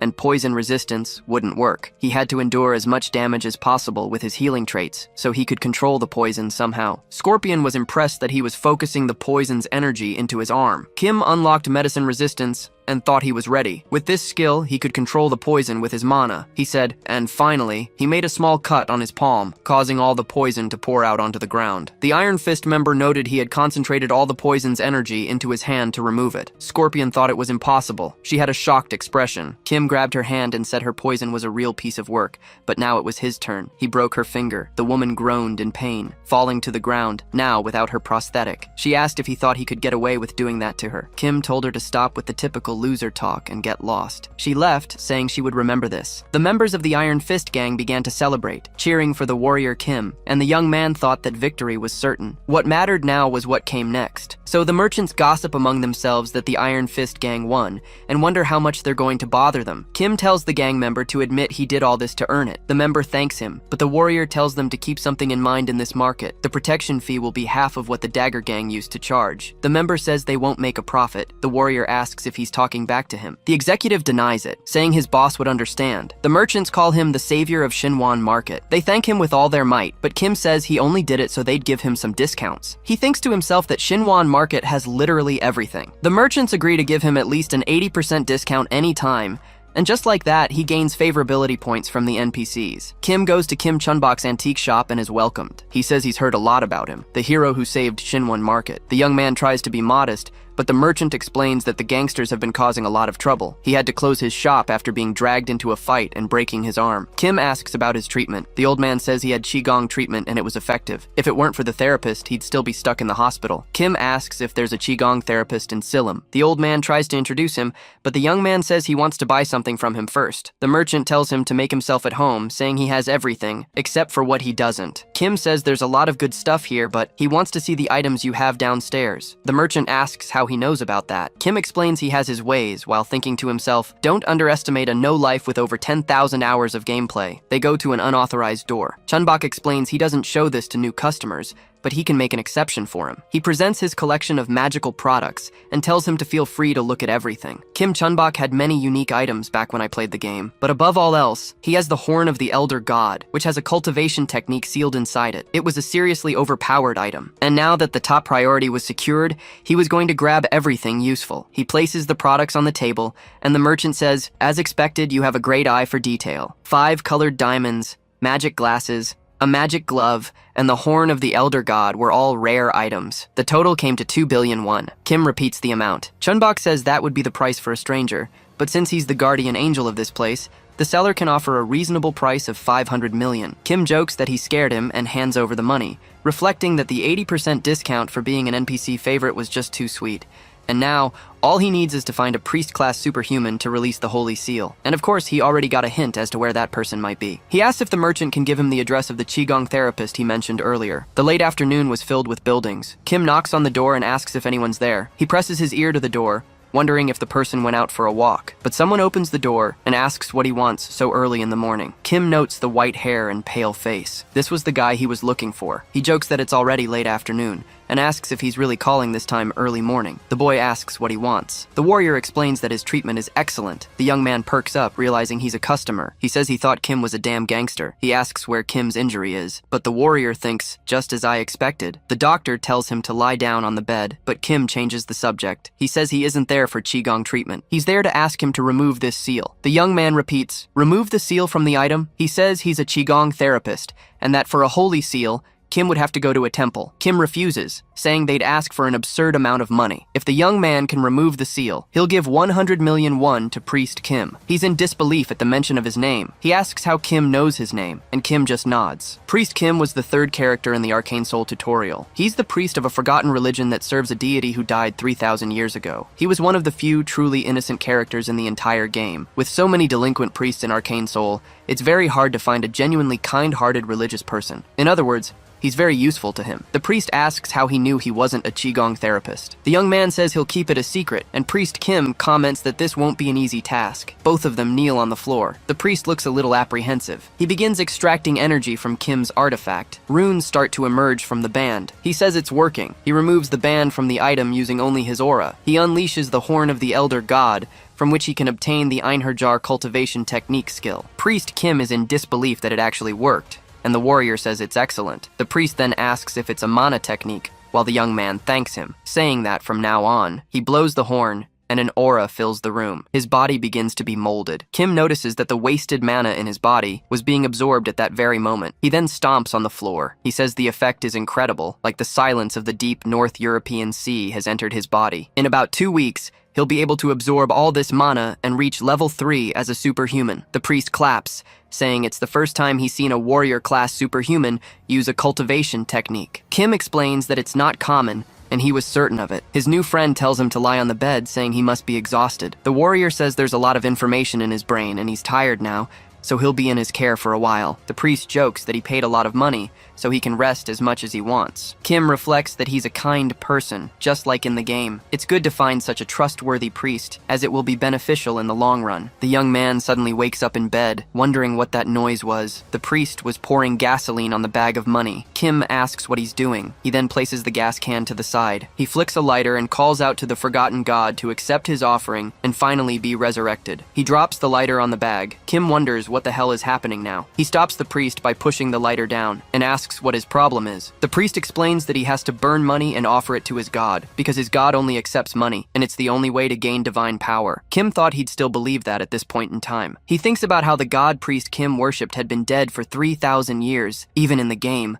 the religion had almost no power left until he revived it. Still, he didn't think he would be so clueless about how to properly serve his god, so he tells him the method is wrong. He doesn't need to burn money, he needs to burn and vaporize gold. The priest questions the idea of gold, saying it sounds like something a heretic would say. But Kim figures he's never tried it before, and the young man confirms it, saying his order established the method years ago. Kim says that's why his god hasn't been revived yet. Since it's hard to burn gold right now, he has an idea for another method, which piques the priest's interest. He asks about this other method. The warrior explains that since he was helped with the mana technique, he will help the priest in return. A pot was boiling with a yellow liquid. The priest says they should stop, that he shouldn't do this, but Kim tells him to just trust him and drink the gold, as his divine power will greatly increase. He concentrates and feels his god responding. He figures if Kim insists so much, he might as well try it. So the priest drinks the liquid and feels something different in his body. His straight hair starts to become spikier and spikier. He glows as he kneels on the floor. Kim asks about it, and the priest screams, because this effect was better than when he had to burn millions of won. The warrior explains that his growth will accelerate even more once he starts using this method, and the priest wants to pay him for this valuable information. Remembering something else he had, he hands a necklace to to Kim, who recognizes it as a sacred artifact containing the healing trait. The warrior accepts, saying he can't refuse, while thinking it was more profitable than he imagined. And come to think of it, Priest Kim's order always gave out great quests too. He asks if he'd mind praying to his god with him, because he wants to pay for the priest's service as well, thinking that now he was his. 1 week after the events, the priest asks Kim to stop. He feels as if his entire body is turning into gold, but Kim tells him he still has to consume more. He says he'll end up with mana poisoning if he levels up this fast, but Kim questions if that would really happen to him. The warrior assures him it won't, and tells him to get back to praying. He thinks that the priest shouldn't worry, since all 4 tutorial characters have their own unique resources. If Warrior Kim has the pure body, then Priest Kim will never get mana poisoning, allowing him to grow at an accelerated rate. Then he announces that the priest has finished everything. Mana begins to envelop him, illuminating the entire area. Kim covers his face. Meanwhile, the priest comments that he can't believe he's reached level 3, a level where he can even prepare an apostle. The warrior says that at this rate, it won't be long before he becomes an apostle of his god. Priest Kim says there's still a long way to go, but his friend replies that he already has enough divine experience to become one. But now that he's at level 3, he needs to call a regional assembly to get official recognition as a bishop, and the priest remembers his debt. Kim denies it, saying he just wants to help people, but thinks it's better not to forget and to become an archbishop soon to bring in divine artifacts. The priest asks for a favor. He was planning a regional assembly, but he's too embarrassed to go alone and asks if he can be his bodyguard. Kim accepts and tells him not to worry. He thinks that now that he's done with his growth phase, it's time to start his quest line. The next day, in a church, a few priests congratulate Priest Kim on reaching level 3. The priest thanks them, while Kim thinks about how small the scale is and how few people would attend the meeting. A man opens the door and says it's a truly pathetic sight. It was the bishop of the order who had arrived. He asks who gave the priest permission to organize a regional assembly. The priest informs him that everyone in the order has that right, but the bishop says that only applies to normal priests, not apostates. The young man questions being an apostate, but the bishop points out that he leveled up in 3 months, which is impossible through common methods. He must have sold out his brethren to receive a stronger divine power. The priest tries to deny it, saying he just found a great way to level up, but the bishop tells him to shut up, as he won't hear any more excuses, and orders them to capture him now. Kim interrupts, saying they're afraid of a boy like him. The soldiers ask who he is. The warrior introduces himself as the priest's bodyguard. Annoyed, the bishop shouts that this is an internal matter for the order, and they don't need an outsider involved. Kim says he's the bodyguard, not an outsider, and that what the old man is saying makes no sense. The priest explains that the method he used was simple, consisting of molten gold, but the bishop considers it profane and an act of evil. The young man then tries to argue that it's not profane and that God allowed it. The bishop prepares a spell, calling him a heretic, and says he will personally purify him and offer him to God. He must repent for his sins in the infinity of the eternal flames, causing an explosion in the targeted area. The cultists are in disbelief, but Kim complains that the bishop can't just attack without warning, as it's blasphemy. The bishop asks why he blocked his magic, but Kim counters by asking if he's sure about attacking an apostle candidate. Annoyed, the old man questions how a heretic could become an apostle, and the priest says he's not sure what he meant by calling him a candidate. Kim tells him not to worry, to eat the gold, and to pray. The bishop yells at Kim to get out of the way if he doesn't want to burn along with him, but the young man comments that if Priest Kim proves to be an apostle, he won't know what to do. A light fills the hall. The priest had already started to pray. The bishop then questions if this is the ascension of an apostle. Kim thinks that he looks surprised, and that's why he didn't turn the priest into an apostle yesterday. Since this old man is incompetent, and not only that, he's jealous of the priest, he has to get rid of him now. The condition for Priest Kim to awaken his trait is for him to swallow a golden work of art from a different order. While the bishop is being accused of blasphemy, it won't be difficult to turn the priest into an apostle. Priest Kim calls out to his lord, leaving everyone in the room in disbelief, while Kim points his sword and says that while the apostle was there, it was time to teach the heretics a lesson. He asks the priest to ask God something. How should he punish the one who took a fellow bishop's life out of jealousy and tried to frame his own son as a heretic to send him to hell too? The bishop asks how he knows that. The priest receives a divine message, saying that God has ordered him to take the priest's life. Kim rests the sword on his shoulder, stating that since it's a divine order, he can't refuse, and so he swiftly defeats the bishop. The soldiers wonder what the hell is going on, and the faithful whisper among themselves. Kim reflects that he took his life before he could cause more trouble. The priest tries to argue that he was still a bishop of the order, but the guard shows no pity, saying he deserved it, and asks what God has commanded now. He says that God has ordered him to go to the Levant region, where the first order began, and offer gold to him there. Kim says that choosing gold was definitely the right choice, and that he should go there to expand his influence. While Kim thinks that it's time for the priest to pay up, the priest says he doesn't know how to repay his debt. But before that, he's going to give him a gift from the storehouse. Kim tries to be modest and says he doesn't need it. Outside the church this time, Kim comments that this reward made him feel good about helping the priest, and he gave him some very valuable items. He finally got the first R-rank holy sword, which costs billions. And on top of that, a divine statue that grants a sanctuary around his location. Sanctuary is an ability that transforms a certain area into a safe zone according to the owner's will, and if an enemy invades, it expels or suppresses them. In other words, he doesn't have to worry about being ambushed during his training anymore, and it was time to have some fun with his training. In the Mana Springs pool, Kim was submerged in the water. He stands up, looking completely thin and exhausted. He complains that he might have trained too much, as even the Mana Spring isn't healing him as much anymore. But even though that happened, he had plenty of time to practice his Einherjar cultivation technique and mountain-shattering swordsmanship, and he can feel his mana and proficiency have increased. It was time for him to check the results of all his hard work. Choi asks if the superhuman is okay, and Kim agrees, saying he felt he needed to move around a bit. He wants to know if there's a mission he can help with. Choi mentions they have a complicated situation at the moment and asks if he remembers the first landfill. Kim says yes, he could never forget it, thinking that it was because of that place he discovered just how terrifying Arcane Soul can be. The director explains that an entire cleanup crew went there and never came back, which means there must be at least 6 mutants there now. Kim asks about the Janitors Association. He then explains that the public officials gave them a secret mission,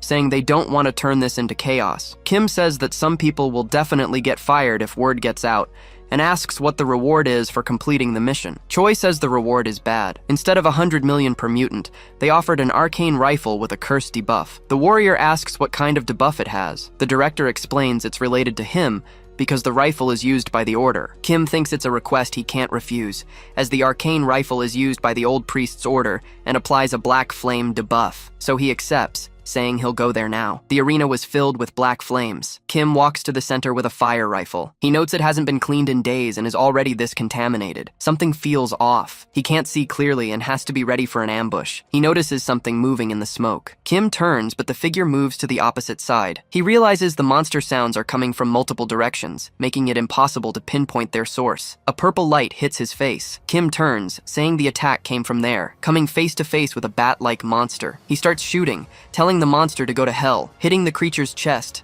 abdomen, and leg. The monster starts to fly overhead and Kim keeps firing. He wonders if that's all there is to it, because its wings seem to be bulletproof. The monster charges at Kim again, firing a beam at him, but the young man dodges. He says that if he hadn't switched to the evasion trait, he would have been torn to pieces. Facing a flying bulletproof enemy puts him at a disadvantage the longer the fight drags on. In that case, he lowers his weapon, aiming for the monster's head. He says he's going to end this fight. With a single precise shot, he pulls the trigger. The bullet hits the bat's head. It falls on top of Kim, spilling blood on the young man's clothes. He obtains the aim trait. He remarks that he won, not to mention he received a high-grade shooting trait, but a noise rises up around him. He figures the mutants are heading his way because of all the noise he made, but he can't face them all at once. Then he cracks a smile, saying that maybe he can. Kim stealthily hides behind a pillar. He thinks he'll use his traits and wait for the enemies to come to him. However, a type of slime was making its way over, an army of monsters made of a gelatinous substance. Kim smiles, saying the cute ones are here, as he pulls out a grenade, and as soon as they're all gathered in one place, he'll wipe them all out at once, causing a huge explosion in the area. Kim says there's more where that came from, firing a rocket launcher at them. The slimes begin to fragment. Kim remarks that he should use these smart tactics more often, but he notices something strange in front of him, wondering what it is, since these monsters didn't make any noise as they approached,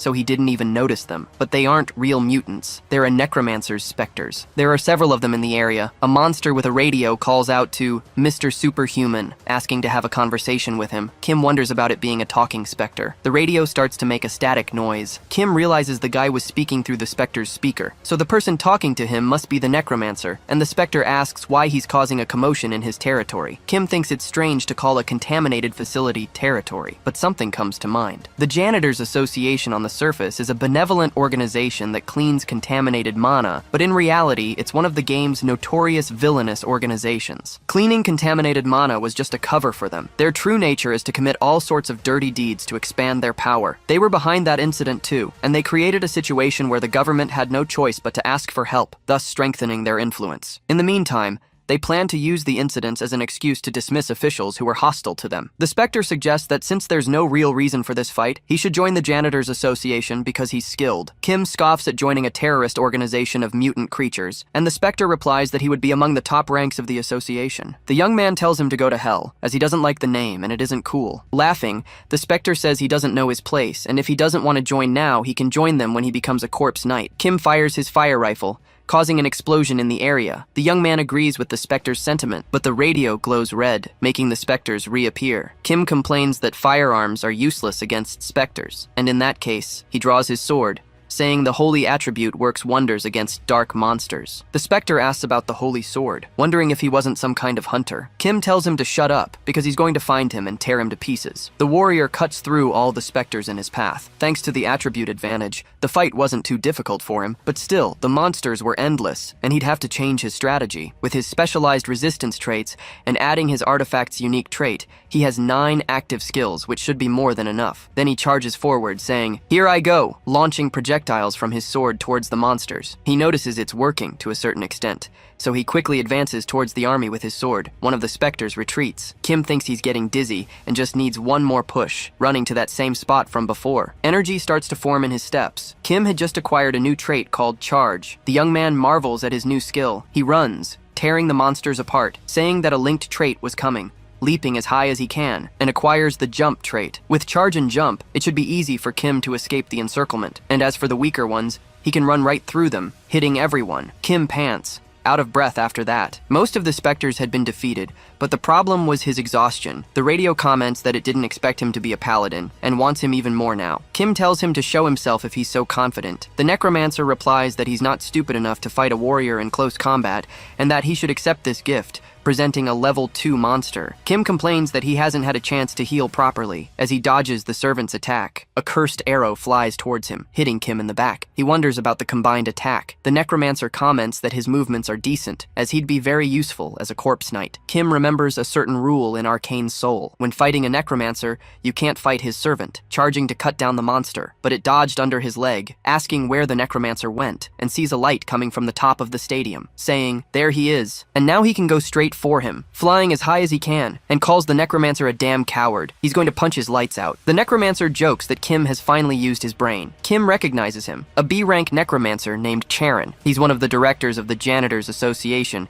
and the final boss of the landfill. Karen comments that things won't go his way, grabbing his arms with spectral hands. The hands start to pull Kim down. Karen yells that he'll never reach him, and now he should go to hell, launching several arrows at him. The necromancer comments that he loved the sound of his scream, and that he should know his place. Kim just reflects that this must be Karen's ultimate move, black fire, and the necromancer declares it's his end. Kim breaks free and says, "That's right." Karen asks if that's all he's got, calling it a lovely final effort. But the warrior replies he never needed to be right in front of him to begin with, because if he prepares for the move, something funny happens, changing his traits to 6 points in attack. Karen launches his skill and tells him to stop talking nonsense and just die already. Kim just prepares to deal with the blow. He thinks the time has come, since as soon as the trinity of swordsmanship, magic, and physique converge in perfect harmony, this trait manifests in the face of imminent destruction. The ultimate technique that cuts through everything, tangible and intangible, with a sword aura, slicing through Karan's attack. The dark mage screams that it can't be. The trait called Flash. It was the strongest swordsmanship that only those who have reached the pinnacle of the sword can master, and it slices the necromancer in half. An explosion erupts in the area. Kim falls towards the ground,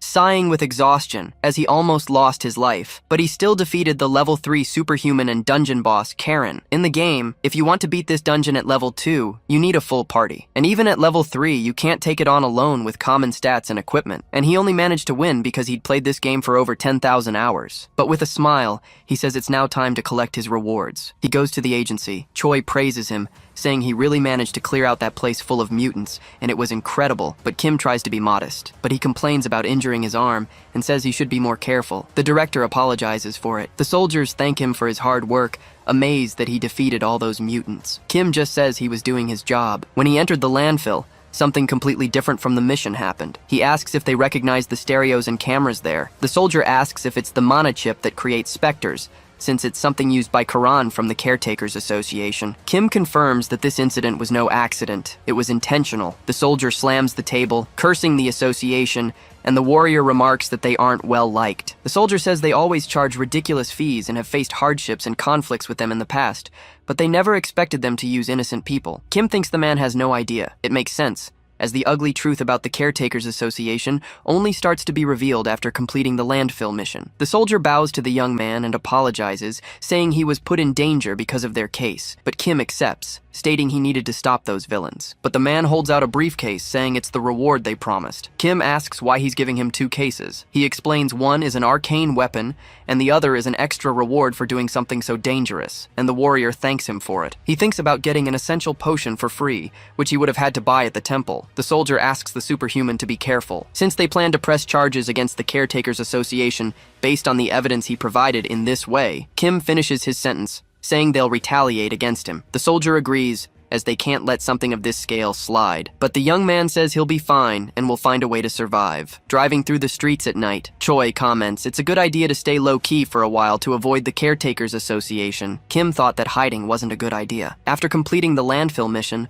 the player receives linked quests, inevitably leading to conflict with the Caretakers Association. This was natural since the player caused trouble, not to mention taking the life of the association's director, Karen. The important thing is that the Caretakers Association questline was split into several routes, and the worst one is to do nothing and waste time. In that case, the association's president will attack the player's house with dozens of superhumans. On the other hand, the route with the easiest difficulty. He asks if the director has heard of a place called Gyeonubong. Choi confirms, saying it's in the forbidden area south of Silim. It has a large-scale poppy farm, so there would be trouble if he went there. He explains that place belongs to the Caretakers Association, and Choi wonders what they have to do with poppies. Kim explains it's not about the poppies. They were conducting body modification and kidnapping at that location. They're more than just a criminal organization. Choi yells that they're insane, and the warrior confirms it, which is why he wants to attack that place first. Startled, the director swerves the car. Kim says he needs many things and shows him a list of what he needs prepared. Choi lists claymores and EMP bombs,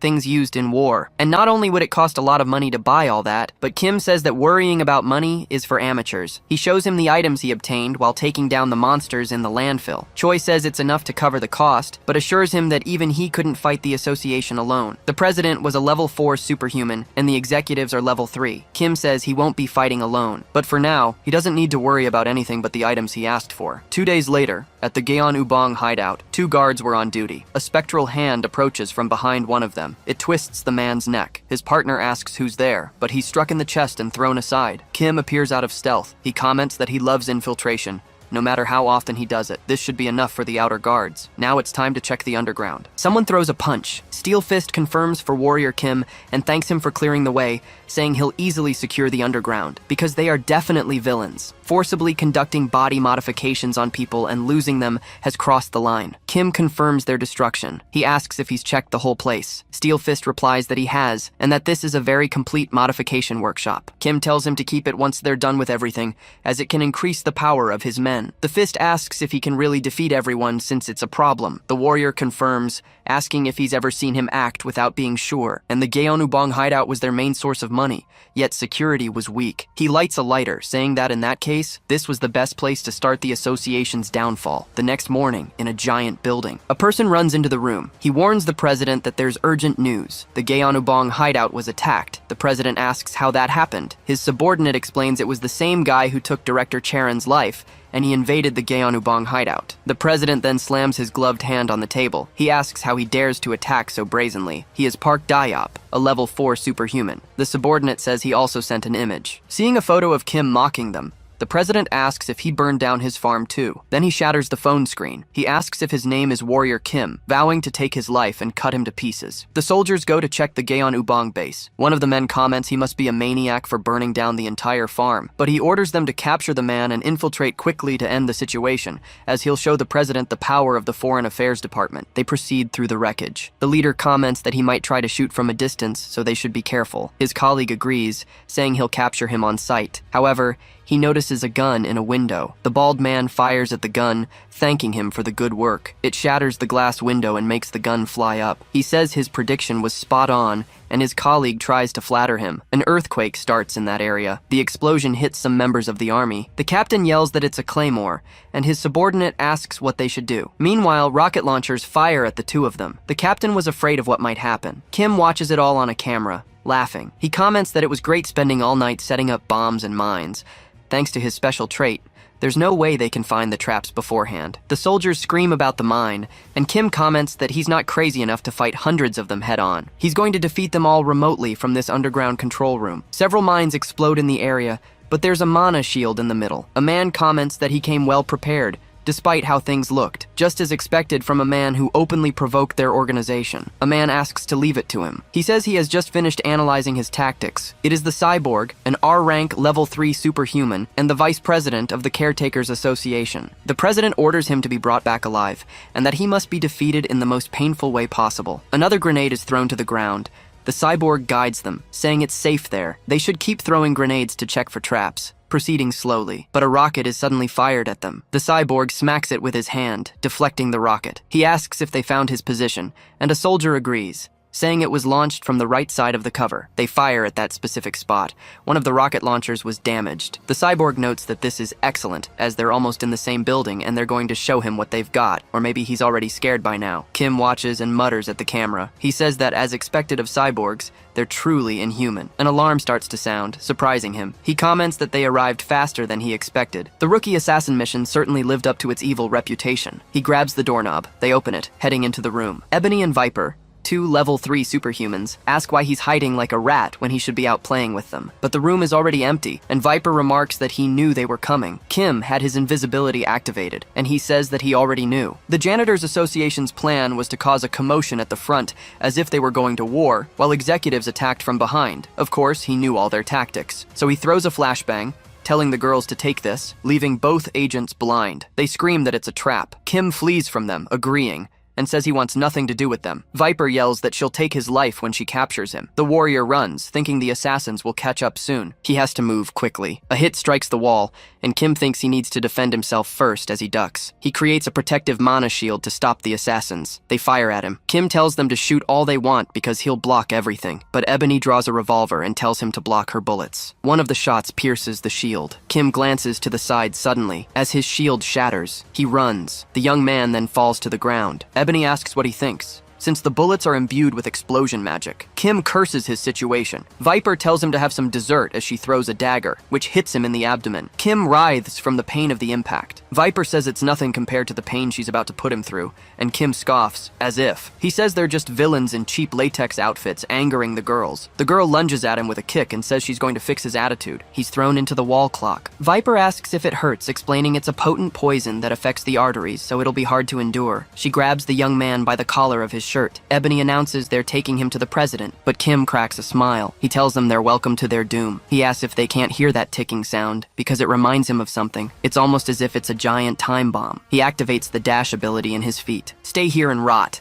he says, thinking that this pair is stronger than Karen and he can't guarantee a win fighting them head-on. He had removed all his special traits to pull off this act, luring them to the clock while their guard was down, because inside the clock he'd installed 1 billion won worth of white phosphorus munitions. He tells the ladies to sleep tight. The girls yell that it's another trap. A massive explosion erupts in the area. Kim sighs, lying on the floor. He comments that he still managed to defeat the executives, but there are more on the way, and he has to recover quickly, especially since he doesn't know when that machine guy will show up. He comes face to face with the cyborg's army. Kim gets up, complaining, "Speak of the devil." He stands before the immense army, calling out to the young man while gritting his teeth. He asks if he defeated Ebony and Viper. Kim says he'll end up just like them soon enough, but the cyborg tells him not to dare lose his life so easily, since he'll make sure to modify him until he begs for hell. The young man complains his lines are terrible, and he should try being more human next time, but the vice president comments it's a waste of time talking to him. He raises his weapon toward him. Kim asks if he knows that he loves it when they modify their bodies beyond imagination, and thanks those idiots as he presses a button. Electricity surges through the cyborg's brain,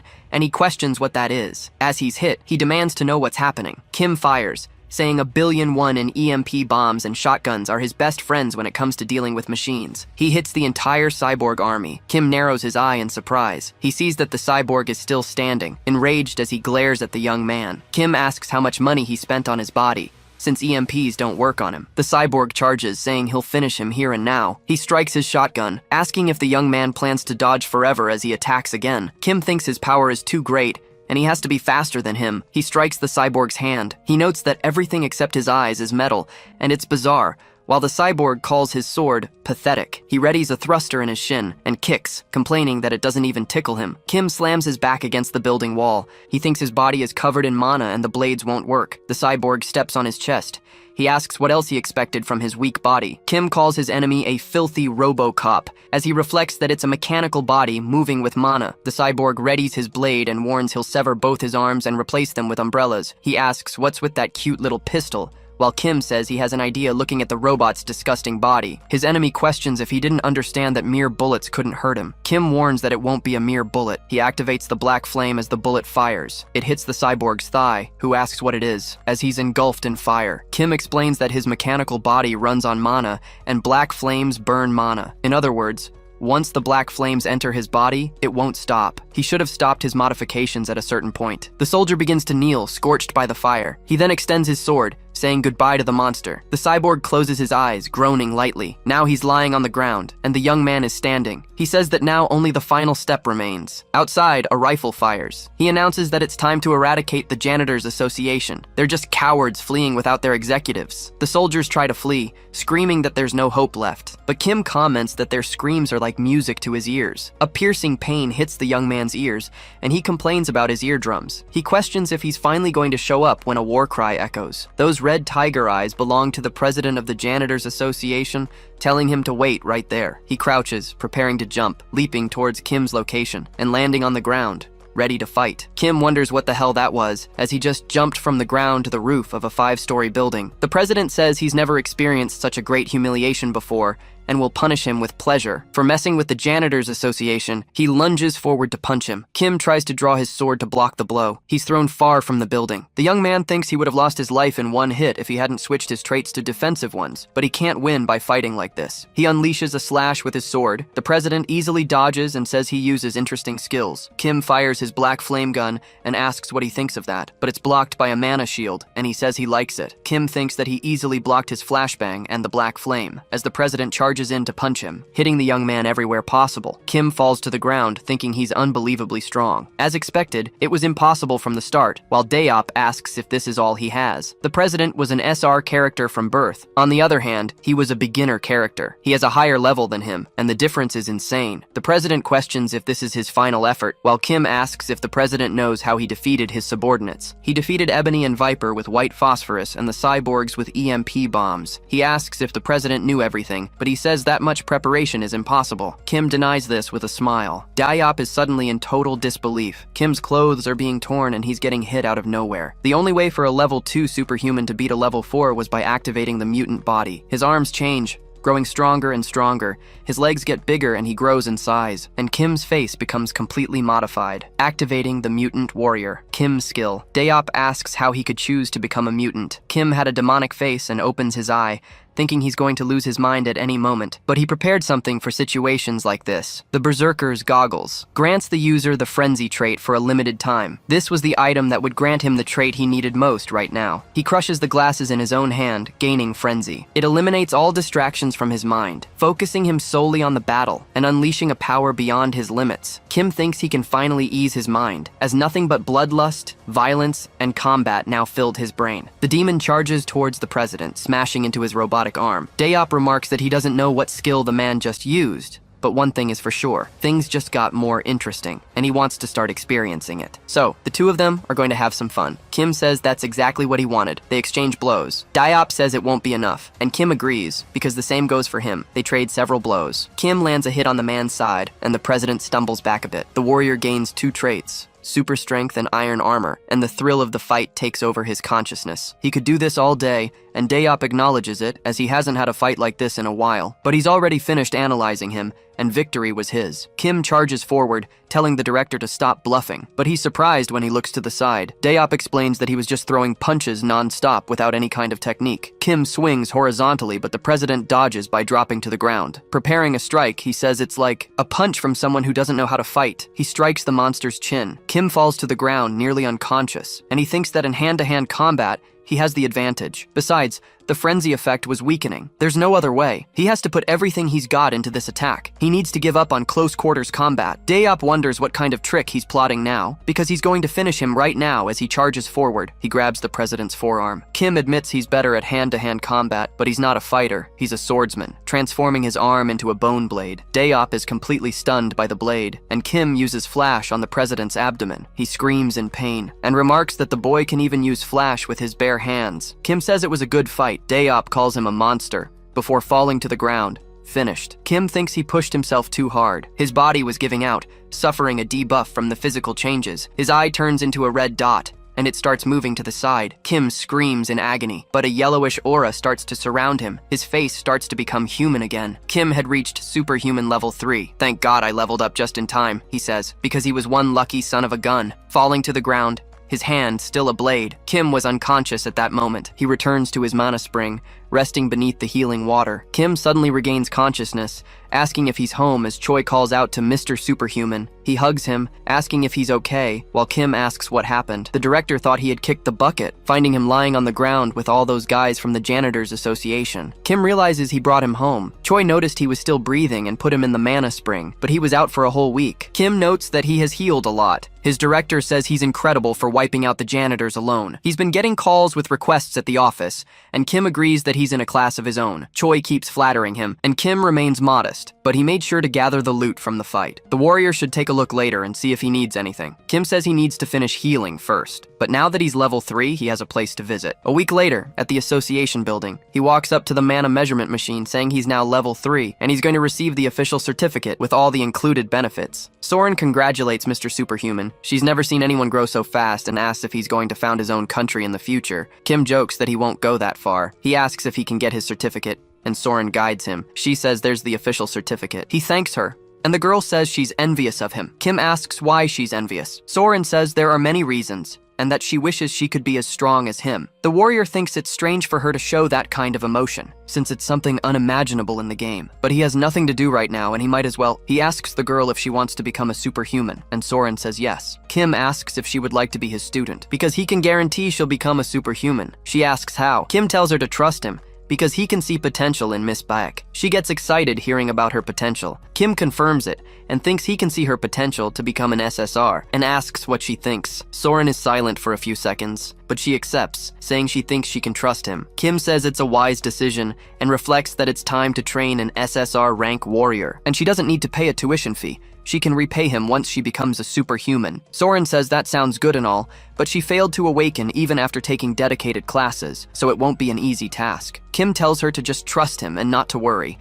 thinking he knows everything about her awakening. Sky-shattering star. It's a trait that embodies a murderous intent that stains the world with blood. That is Soren's power, gaining Waller's 1000% combat experience. However, while it boosts experience points through combat, it also comes with side effects. There's a risk of her mind being corrupted, turning her into a lunatic. Beck Soren has an awakening story that matches her unique ability. Kim says he'll need to prepare well, and Soren asks if he needs money. The young man says no, since she'll only need mental strength instead of money. A secretary interrupts them, asking for Mr. Kim. Someone has invited them to a meeting, and they must go to the 5th floor lobby. Kim wonders about this invitation, stepping into one of the elevators. He thinks that the superhuman tower is based on level floors, and since he was called to the 5th floor, it means he was invited by a level 5. No one comes to mind. He wonders who it could be. Woo Jin calls out to his teacher, surprising Kim. The young man says he expected it, but it really was his student. The boy congratulates him on receiving his level 3 certificate, and he was happy to see him. Kim says he is too, while thinking that he reached level 5 very quickly. He hands him a box and asks his teacher to take it,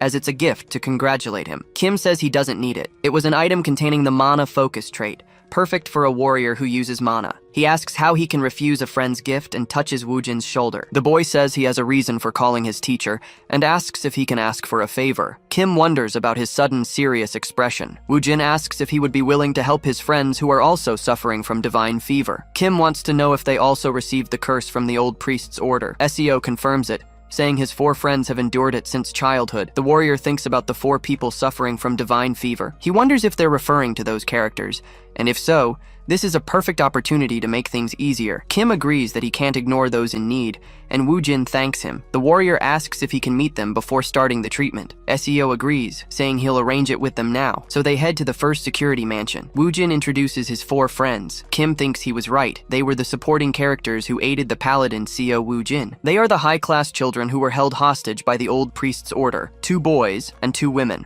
also afflicted with divine fever. Kim says he'll make things clear right here. He asks if they were all baptized against their will. The group members confirm it and ask if it's really possible to cure it. Kim warns them that his method is painful, but they'll be able to awaken just like Woojin if they can endure it. He wants to know if they have what it takes. The 4 friends look at each other, declaring they would do anything to get rid of the divine fever. They begged for it. Kim cracks a smile and says that in that case, they would begin, unleashing his black flame. A week later, in the same mansion, the 4 were able to awaken their powers. Kim reflects that they all succeeded without any issues due to their innate talents. The quartet thanks their teacher while crying, but Kim tries to be modest. The parents of the 4 also call for the teacher, thanking him for everything he did for their children. They show him a table with gifts, saying it's a small token of their gratitude, even if it's not much. Kim thanked them, saying it wasn't necessary and that it was all due to their children's innate talent, while thinking he can profit just by targeting rich families. And it felt like he was playing some kind of paid lottery. He gets boots with extreme speed, a detection helmet, a fury axe, an acropolis shield, and 2 nectars. The parents say they went together to choose the gifts and hope he likes them. Kim turns and expresses his sincere gratitude for the reward, and he thinks he's very lucky. Anyway, besides all that, it was time to claim his real reward, approaching a young man. He comes closer and asks if the teacher wanted to speak with him, and Kim confirms, as he has a favor to ask the representative of the Galaxy Mall. The man says he's willing to do anything for him. Kim asks if he wants to enter the underground gold mine beneath the Hanam branch. He tries to say there's nothing under the mall,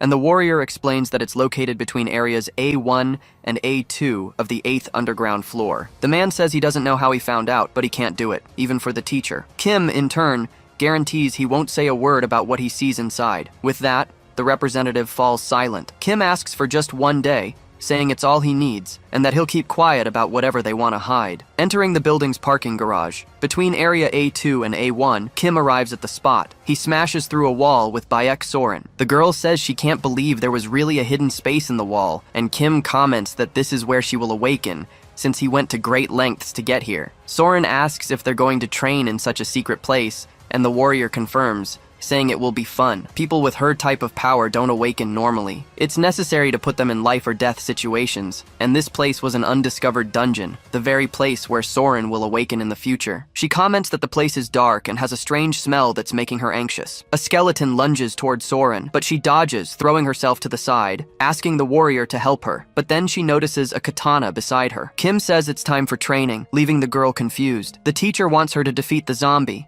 and Soren questions what he's saying. Kim replies that she needs to fight for her own life, as it's the only way she'll awaken. Soren questions what kind of madness this is as the zombie advances. She turns quickly, slicing off the zombie's head and telling it to stay away. Kim thinks that Clumsy Cut had considerable power, and Bake Soren truly possessed a talent beyond what he had imagined. He congratulates her on a good job and a great start, but the girl shouts that he's mean for making her fight without warning, and Kim says she did well. She agrees hesitantly, while he reflects that this was expected from one of the top 3 warriors in the game. Even without awakening, she fought like a sky-shattering star-class character as soon as she entered combat. Soren asks if she has to fight alone, and her teacher confirms, telling her not to worry, but also that he won't let her leave. The girl complains that it doesn't sound very comforting at all, decapitating another zombie. Soren swings her sword. Kim asks if she's ever learned swordsmanship before, and she denies it, saying she's never trained. He asks if this is just raw talent, and annoyed, Kim thinks that he had to suffer so much to get skills like these, while she seems naturally too strong. Soren asks how far this place goes,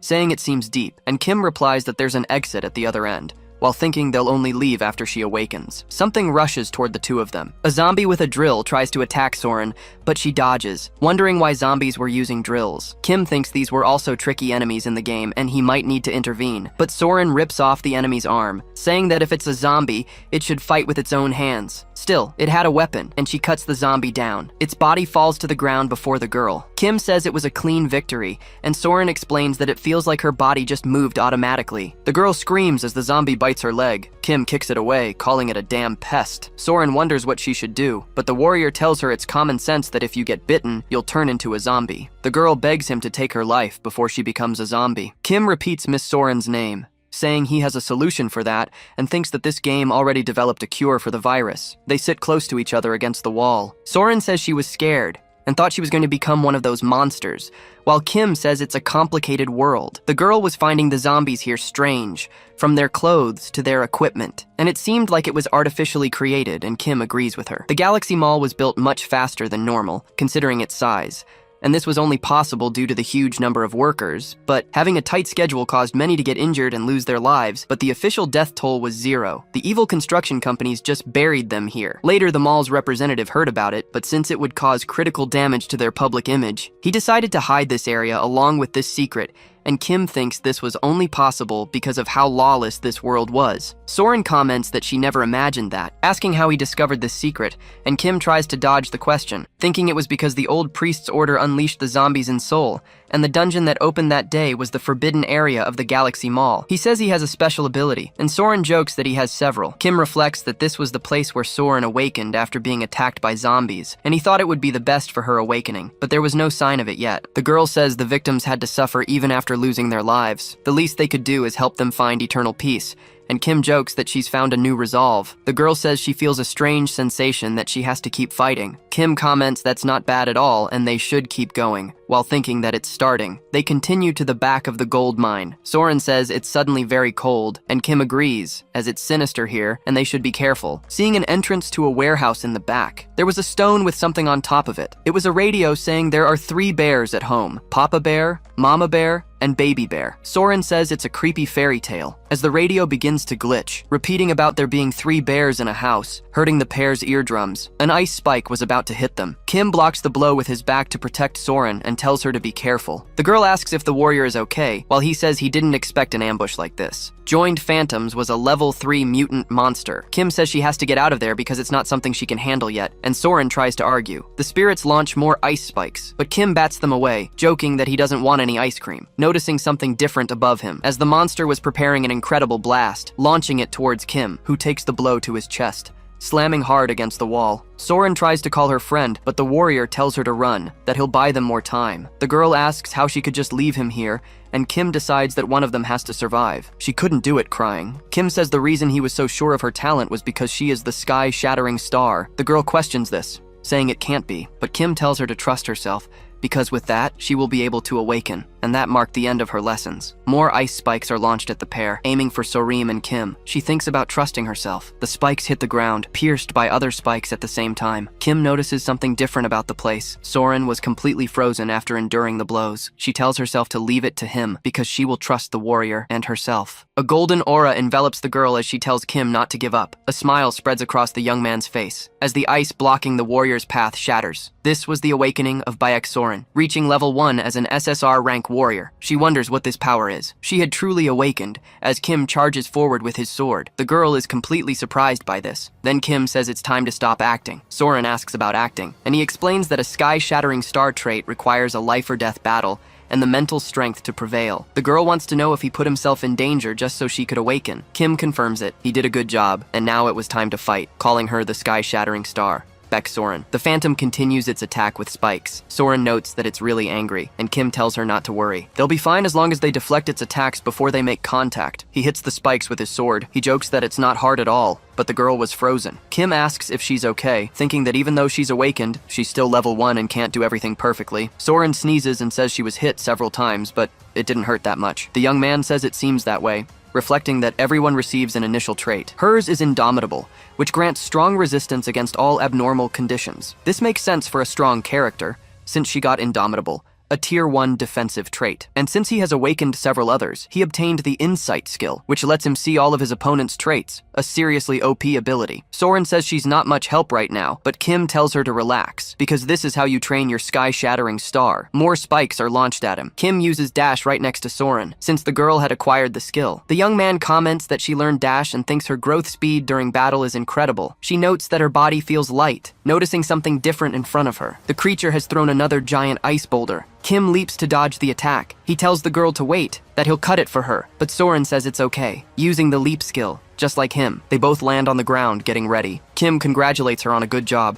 Still impressed she can use leap. Soren jokes that it felt like flying. He wonders if she'll surpass him soon, just like Seo Woojin. But Bayek wants to know what to do next. Kim tells her to use the skills she just learned to draw its attention. In the meantime, he'll use his skills to cut it down. He thinks that he's taught her everything she needs, and they have to finish this as quickly as possible. Soren says she understands. So she stomps hard on the ground, charging toward the creature while dodging its attacks. Kim notes that she's gained even more traits. Her talent is truly on another level, but it was perfect. It helped the girl a lot, and now it was time to end things quickly. The warrior prepares to strike, using flash against the monster. The final blow closes in on the creature, finally destroying it on impact. An explosion erupts in the area. Soren says that was amazing, and Kim tries to be modest, saying it was nothing. Something falls in front of them. Kim picks up a cell phone and says it's the monster's mana core. The girl asks how a cell phone could be a core, but the warrior explains it happens a lot with phantom-type monsters. There was a little girl talking about the 3 bears at home. One of the workers who died here thought more of his daughter than himself before he lost his life. His resentment possessed the phone, turning it into the mana core. Soren hopes he can rest in peace now, and Kim agrees that he will. He releases the phone, which transforms into golden energy. 2 stars form in his hand. Kim explains they're called crystals, and tells the girl to make good use of them, as they can get great equipment this way. He thinks it's an incredible reward. But an earthquake shakes the mall. Soren asks what's happening now, and Kim tells her the area is about to collapse because they defeated the boss. He asks if she's adapted to the movement traits she just learned, leaving the girl impressed. Kim says it's time to run. If she doesn't want to die, she needs to run now. So they run forward, side by side. He says he's going as fast as he can, and it'll be the end for her if she's too slow. Soren jokes that this is as fast as she can run. Kim thinks they still have a long way to go to the teleportation portal. She was about to push past her limits when she's nearly hit by a rock. Her eyes turn reddish again, and Soren says she's fine. Since she awakened after going through so much, she can't lose her life here, using the leap trait. Kim shouts that the teleportation portal is right there. He thinks that he can't help her, as she still needs to receive 1 more trait. The reason she'll become one of the best units in the game is because of 3 powers. The sky-shattering star allowed her to get stronger, and the indomitable trait blocked the star's side effects. And the last skill was, a rock hits the girl's shoulder. She falls to her knees, saying she won't give up no matter what, and she will survive no matter how. She pushes forward with all her strength, acquiring the runaway train skill. She gets closer as the floor breaks apart, running before the rocks fall. Kim says he can't see her anymore, wondering if she failed, but Soren gets close enough to grab her friend. She hugs him and tells him to hurry. The warrior turns completely red, and they enter the portal to get out of there. The rocks continue to fall, burying the place. She acquires the narrow escape trait, granting a second chance when she's close to death. He falls to the ground, holding Soren. The onlookers say they came from inside and are badly hurt. Kim says he knew she could do it, thinking that with the narrow escape trait, her 3 skills have now been collected. Soren calls out for Mr. Warrior, and Kim remembers the girl. He asks if she's okay, and if she can get up. The girl asks if he's okay, but Kim notes that her face is red. Soren tries to explain why, saying she wants to stay in his arms just a little longer, asking if she can hold on like this for a bit, because she needs to fix her clothes real quick. She holds them in front of her, thanking him. Kim thinks that she surprised him. The girl says it was a close call, but they made it out. Kim reflects on her smiling face. Even after awakening, she's definitely different from the game. Maybe it's because she awakened differently. Kim says they're getting out of this damned mall, and he tells the girl to take one of the stars. Soren asks if he's really giving her a crystal, since it costs at least a few billion. Kim agrees and tells her to hurry up and take it. The girl says it's too much for a gift and she doesn't know if she can accept it, but the warrior tells her not to worry and to pay him back later, thinking there's a reason he spent so many resources to awaken Bayek Soren. The Sword of Mars was one of the top 3 in Arcane Soul. It granted rapid growth, but only Soren could use it, and it could only be learned from a memory chip. She thanks the warrior,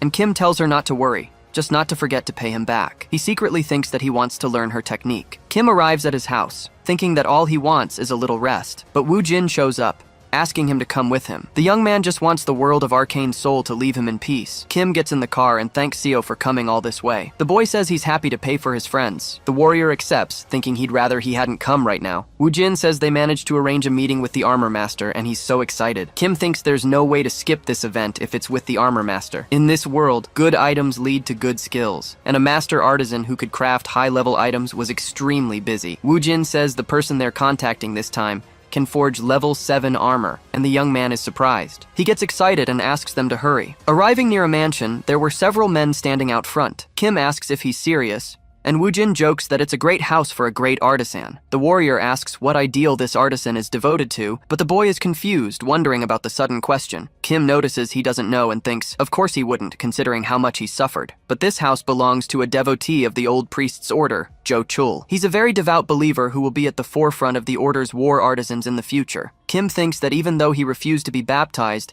he was still willing to forge armor for him. A soldier interrupts them, asking him to extend his hand for identification. He tells the boy to show his black flame, while Kim asks what the hell he's doing. He activates his magic and asks if he's satisfied. Woojin questions the meaning of this and tells him to let go of his hand, as they are clients with a reservation. A man in a wheelchair appears, telling them to stop. Jo Chul asks who allowed him to treat his clients like that. The paladin bows to his master, and the artisan comments that even though he refused baptism, he awakened the black flame and was quite distinct. Kim asks if this is how he treats him, and Jo Chul apologizes, calling them the light and savior, recognized by the saintess. The warrior is surprised and wonders what nonsense this is, but the artisan wants them both to come inside to discuss the type of equipment they're looking for. Kim remains silent and wary. Jo Chul presents his armor, saying that plate armor is his specialty, and since it's a request from the saintess, he can make it in any style he wants. Kim looks to the side, searching, saying he's already decided what he wants. He'll take an outfit with a bulletproof vest. Jo Chul asks if he's really going with that,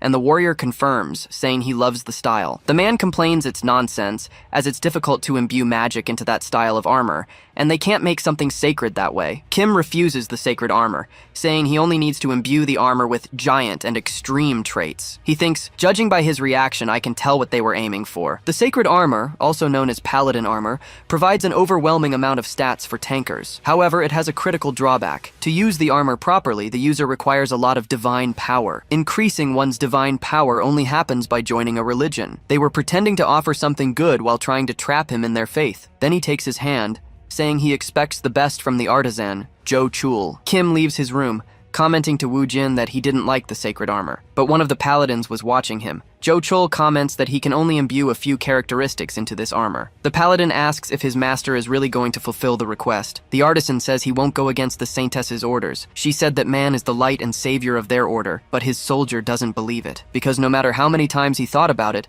he would need to confirm it with his own eyes. A week later, at Chunbok's antique shop, the man speaks with the superhuman. Kim chugs 3 bottles at once, and the old man tells him not to drink the mandrake elixirs like that every time. The warrior thanks him for the drink, and Chunbok asks if everything is really okay. He confirms, thinking he's obtained the skill he needed, and thanks him for the gift. Chunbok says it was the least he could do since he saved his market. Now, business is booming, which is why there are so many people today. A gang member bows to the superhuman. Kim recognizes him, saying he's that guy from the Iron Fist gang, and it's a pleasure to see him again. The subordinate asks if he's been well, but he asks for a moment of his time, as his boss wants to see him quickly. Kim questions why. The subordinate warns that there are too many ears around and they should get moving. They drive through the night streets in their car. He mentions they've prepared a high-performance armored car for him and asks if he likes it. Kim says it's not bad at all. As they head towards Mayorim, he thinks something is wrong and wonders if the Iron Fist Gang's headquarters has always been in Mayorim, because if he remembers correctly, that place is a slum full of human trash. The subordinate says they're running out of gas and are pulling over at a gas station quickly. Kim notices something strange about the sign, recognizing the Mayorim gas station. The subordinate gets out of the car, saying, well, isn't this lovely? He tells him to rest there for a bit while pulling a bottle from his pocket. Kim thinks, this is a trap. There are several sticks of dynamite in the back of the car. The warrior asks if he looks like an idiot to him, and if he knows who he's messing with. The subordinate asks what he's talking about. Kim kicks the car door open, jumping outside. He tells him to stay right there with the bombs he prepared, forever. He throws a grenade towards the car. The car explodes, and Kim escapes with a dash. He says the explosion was bigger than what a single grenade would have caused. And as expected, that guy was a traitor. He thinks, a luxurious armored car heading towards Mayorim, and finally, the gas station. There's a reason he keeps getting a sense of déjà vu. Because all these events happen in the story when Iron Fist Kim is betrayed by his men. He doesn't know why, but a traitor from the Iron Fist gang was after him. Shots are fired at Kim. The men say he's the guy from that picture, and if they capture him, they'll get $1 billion. That's how they'll make some serious cash. Kim says that obviously it wouldn't end with just bombs in the car, so the assassins keep firing at him. The young man crouches behind a car saying there are too many of them, and this cover won't last long. As he jumps, he says he needs to get out of there first, and they probably didn't expect this. The men continue to shoot at him. Kim turns around saying, "This sucks." He activates his mana shield. He says they aren't even superhumans, yet they can react so quickly. One of the soldiers orders them to aim for the center and take him out quickly. Firing at the shield with full force, it begins to fragment in the center. Kim wonders, what is this insane precision? He decides to retreat for now, but one of the shots hits his arm. Kim says he'll have to take this seriously. He really didn't want to use this here since he just bought it, but he throws smoke grenades at the group. The grenades begin to take effect, completely surprising the mercenaries there. They shout that it's tear gas and they can't let him escape, since they need to kill him to get the antidote. Kim asks who they think they're messing with, since they aren't even superhumans, and it was time to get out of there. Night falls on the vast city. Kim continues dashing through. He comments that he's gone far enough. Since they were a group of assassins showing precision comparable to a superhuman, there's only one thing out there that could make this possible: the battle drug. It has serious side effects, but it can momentarily boost abilities. Considering they mentioned an antidote, he's sure that must be it. And the problem is, the only person who can move that many assassins is the human hunter. He's the only one who comes to mind. A master of cowardly battles, active in Mayorim. His methods would be first, using betrayal to plant a bomb. Second, an attack by assassins under the influence of battle drugs. And third is his specialized long-range shot. A light flashes from the building next to them. A bullet speeds towards Kim. The young man dodges by moving his head. He says that if he'd been a little slower, he would have lost his life for sure. But the risk of this gamble was worth it. He now sees where the enemy was hiding. Kim spots a house on fire and leaps towards it, filled with rage, saying, "I've finally found you!" But Kim runs towards the burning house, thinking that to defeat the cowardly human hunter who fights from a distance, he has no choice but to chase him down. Advancing through the fire, his entire body is burning, but he keeps pushing forward. He needs to confirm the enemy's position, but the smoke is blocking his view. A bullet zips past him. Kim says that to face a skilled sniper. He looks up at a building with a light on top. He says that's where he is, and finding his position is the priority. The human hunter then complains, saying he can't see him anymore. Kim smiles when he hears this, and, in the assassin's sights, a bluish light rises above him. Kim needs to get closer and create an unexpected variable. The hunter questions how he managed to jump up there, but the warrior, without hesitation, draws his weapon. Annoyed, the assassin asks how he dares to challenge a sniper in direct combat. Kim activates the black flame along with several of his abilities. He charges at the assassin, who also fires at his enemy. The assassin's shot hits his shoulder. He remarks that he's definitely a sniper, since he managed to react even in this situation. But even so, Kim's shot hit the assassin's shoulder. The black flame engulfs his neck. He comments that his bullets are lethal even if they only graze, moving closer to the assassin, who was groaning in pain from the hit. Kim shouts that he's won, but his foot starts sinking into the ground. Kim asks if it's a trap spell. Meanwhile, the human hunter calls him a brat. "Don't think too much about it," he says. The warrior notes that this is bad, and he can't get out of the trap. The assassin screams he's going to fill him with holes, and Kim thinks that if he extinguishes the black flame with holy water first, he'll be dead. He didn't expect this to be a race against time. For now, he has to slow his sinking speed by reducing the magic damage. It's a brute force method, but he plants his hands beside his body because survival comes first, using his mana to try and get out. Kim uses the purification characteristic to destroy as much of the trap spell's mana as possible, noticing something a little different there. The hunter got rid of the black flame. He says he'll give him credit for resisting the trap spell, but the warrior took too long. Kim shouts about him already having extinguished the black flame. As the hunter reaches for his gun, he says victory is his, and if he takes his life, he'll be set for life, because he's going to defeat him now. But Kim was already gone. He's completely surprised, but he's met with a punch to the face. Kim says this is the thrill of a comeback. Thank God he managed to get this skill at the last second. He has the earth resistance characteristic, and says it worked. He tells the hunter he's a sniper and shouldn't even think about attacking at this range, but he must say who placed the request. The hunter admits defeat and says he'll tell him everything, but he wants to light a cigar. Kim lets him go, telling him to talk. The hunter takes out a lighter and lights the cigar. However, the warrior just watches with his head down, asking if it tastes good. The hunter says he likes it a lot because it tastes like sweet victory. As he turns into a mutant, he lunges towards Kim, but there was a hole in his chest. The man asks how he knew. Kim confirms that a 10,000-hour gamer would recognize a cigar that turns the user into a mutant. Falling face first to the ground, he asks what the hell that was. The warrior says it was unexpected, because the human hunter was a sly bastard who usually surrenders on the brink of defeat, but this time, he chose to fight to the end by turning into a mutant, and he must have had his reasons. Kim picks up a flash drive and says it's okay, because they're going to find out who is behind all this. He goes to the Seonsu agency. A news report announces that last night, a shootout between gangs in Mayorim and a station explosion resulted in dozens of lives lost. Choi asks how he survived all that, and Kim says that's why he's so messed up. It was dangerous. The director asks who attacked him, but the young man says it's a long story and he doesn't know where to begin. A door opens with Iron Fist Kim throwing a body inside. Choi is completely stunned, but Iron Fist apologizes for failing to watch over his subordinates. Kim says it's good that he knows. While the director complains about them breaking his door, he asks if it was Iron Fist's gang that attacked his friend, and Iron Fist Kim explains they were low-ranking subordinates, and yet, after interrogating the one responsible, he managed to get some good information. Kim asks if the guy who wanted to get him was desperate for money or something. Iron Fist says incredulously that he lost everything in illegal gambling and was drowning in debt to loan sharks, and whatever the reason, it was his fault,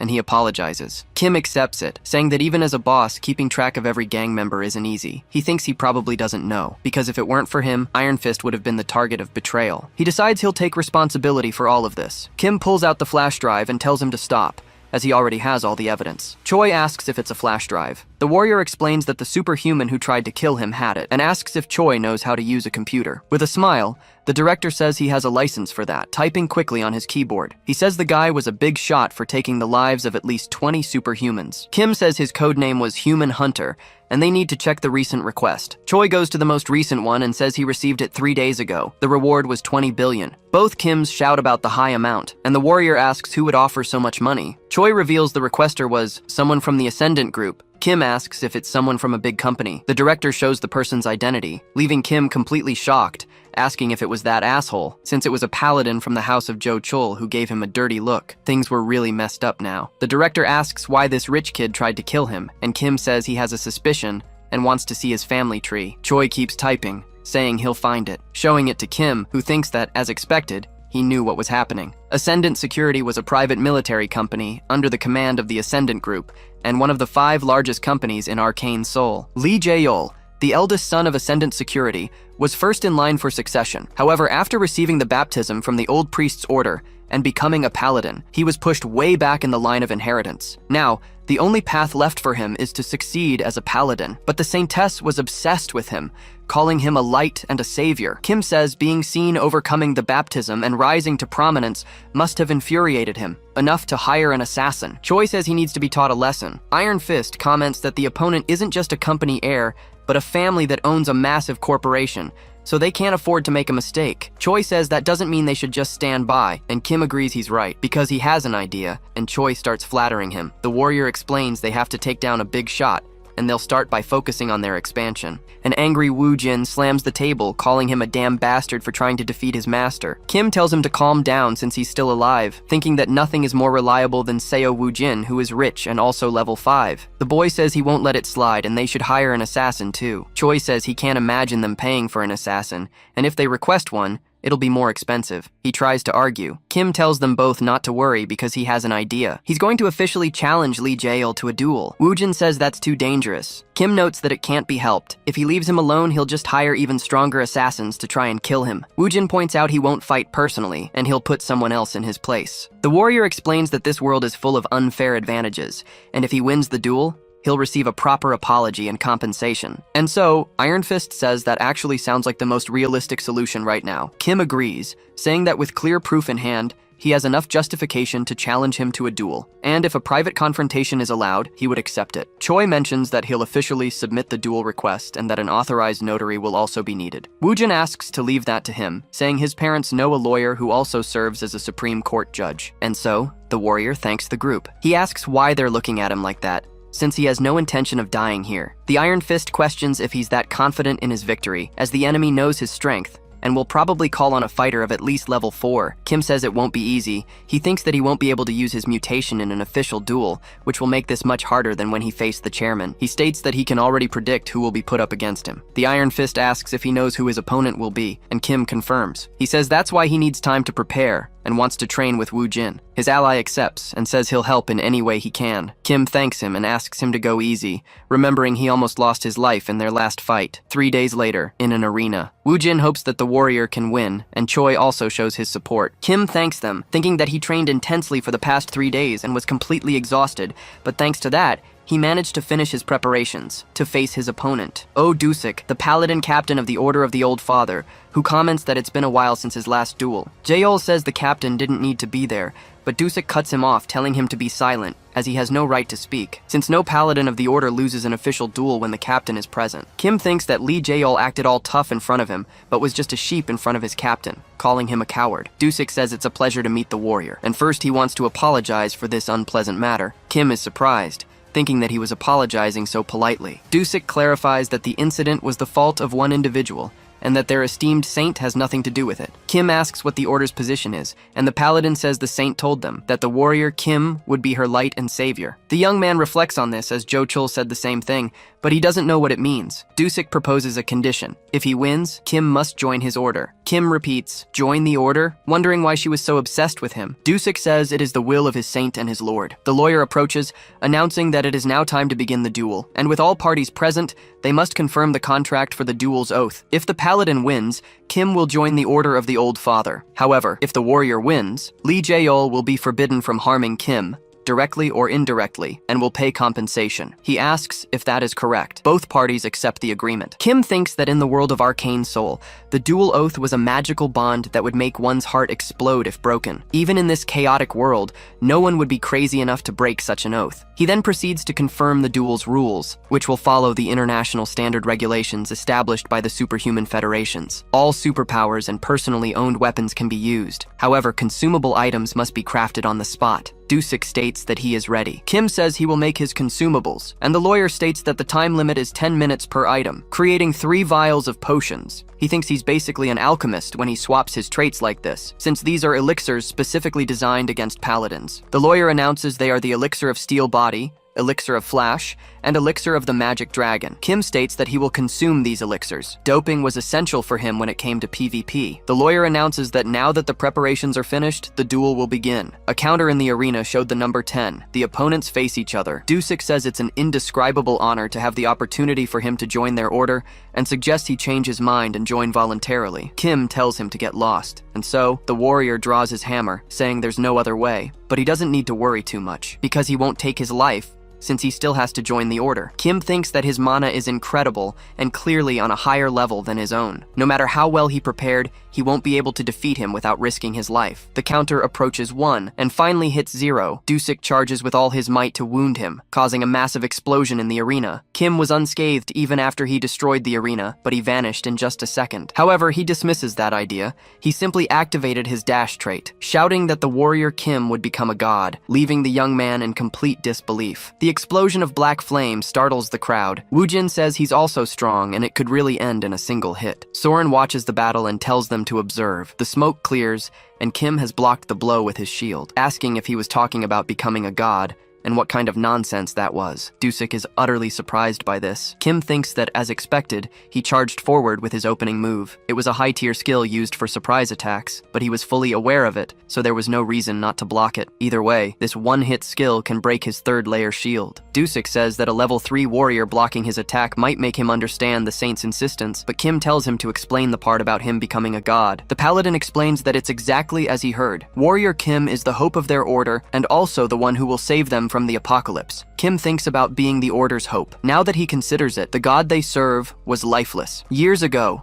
as the story progressed, the saint performed a ritual to revive her god, and a boss battle started in the middle of Seoul. Kim says, "Don't tell me that by savior, you mean being a vessel for your god." Dusik says that's exactly it, as it is a noble sacrifice and a sacred dedication. The warrior complains that these crazy bastards want to sacrifice him, and Dusik informs him that his soul and body belong to the old father and his avatar, because he will lose the duel and join their order. Kim charges forward, telling him to stop talking shit, as the captain blocks with his shield, stumbling back a little, thinking that it was a lot of power. Kim reflects that it was because he changed all his traits to those of an offensive warrior. He charges again, striking the man's shield, thinking he'll attack with his other warrior skills to harass him. Dusik says the young man's swordsmanship is truly challenging. Kim confirms, because now that he was focused on his defense, he was wide open. He draws an axe as he switches his skills. Dusik tries to block with his hammer, but the axe pierces his armor. He says, "This is actually fun." Kim reflects that it's working, and his 3 days of preparation were not in vain. Because the reason he trained with Seo Woo-jin was not only to gain the necessary skills for this duel, but to learn how to instinctively change his skills in half a second. He will fight superhumans of a higher level than him, using defensive skills when he needs to defend. He retreats as his shield shatters. Kim charges again with his sword,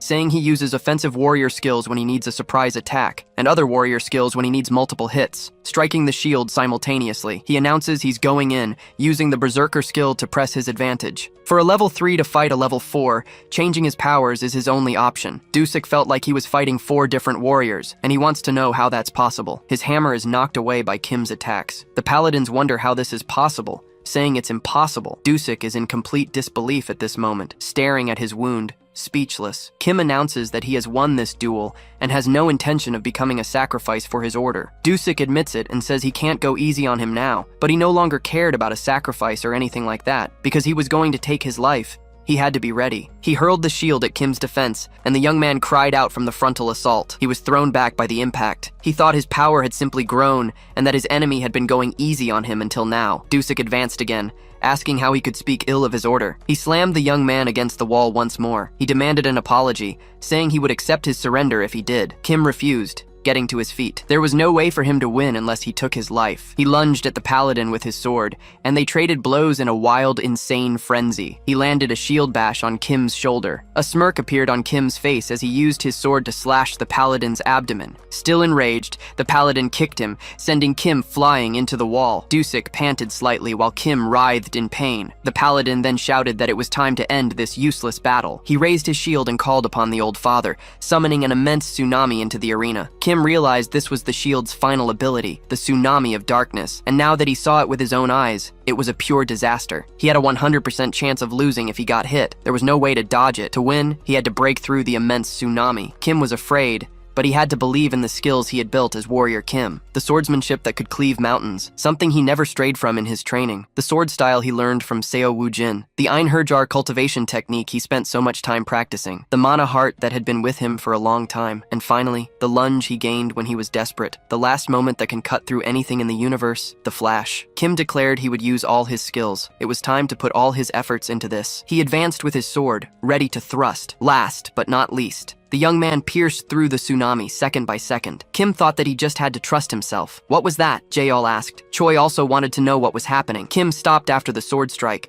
He spat blood, in absolute pain. Dusik said it was a truly magnificent duel. He called him a warrior, a blade piercing through his back. He fell to the ground, utterly defeated. The lawyer raised the young man's hand and declared him the winner. His friends ran towards him. Kim thought that he did it. He had defeated a high-level superhuman without using a mutant ability. Woojin hugged his master, telling him he was truly the best. Soren joked it was completely inhuman. Choi said he knew his master would win, and Iron Fist was in disbelief over his victory. Jaeol shouted insults at Kim. He charged at him with a hammer, but Woojin appeared to defend him, causing an explosion that forced the paladin to retreat. Jaeol slammed his back into his colleagues. Woojin told that piece of trash to know his place. He was too bold to attack his teacher, asking if he really wanted to die. The lawyer appeared before him and said that if he acted recklessly, his heart would explode. Jaeol knelt, saying that because of Warrior Kim, his captain was now 6 feet under. The paladins shouted that they needed vengeance, and that the old father's order would not forget this. Kim asked what he was talking about,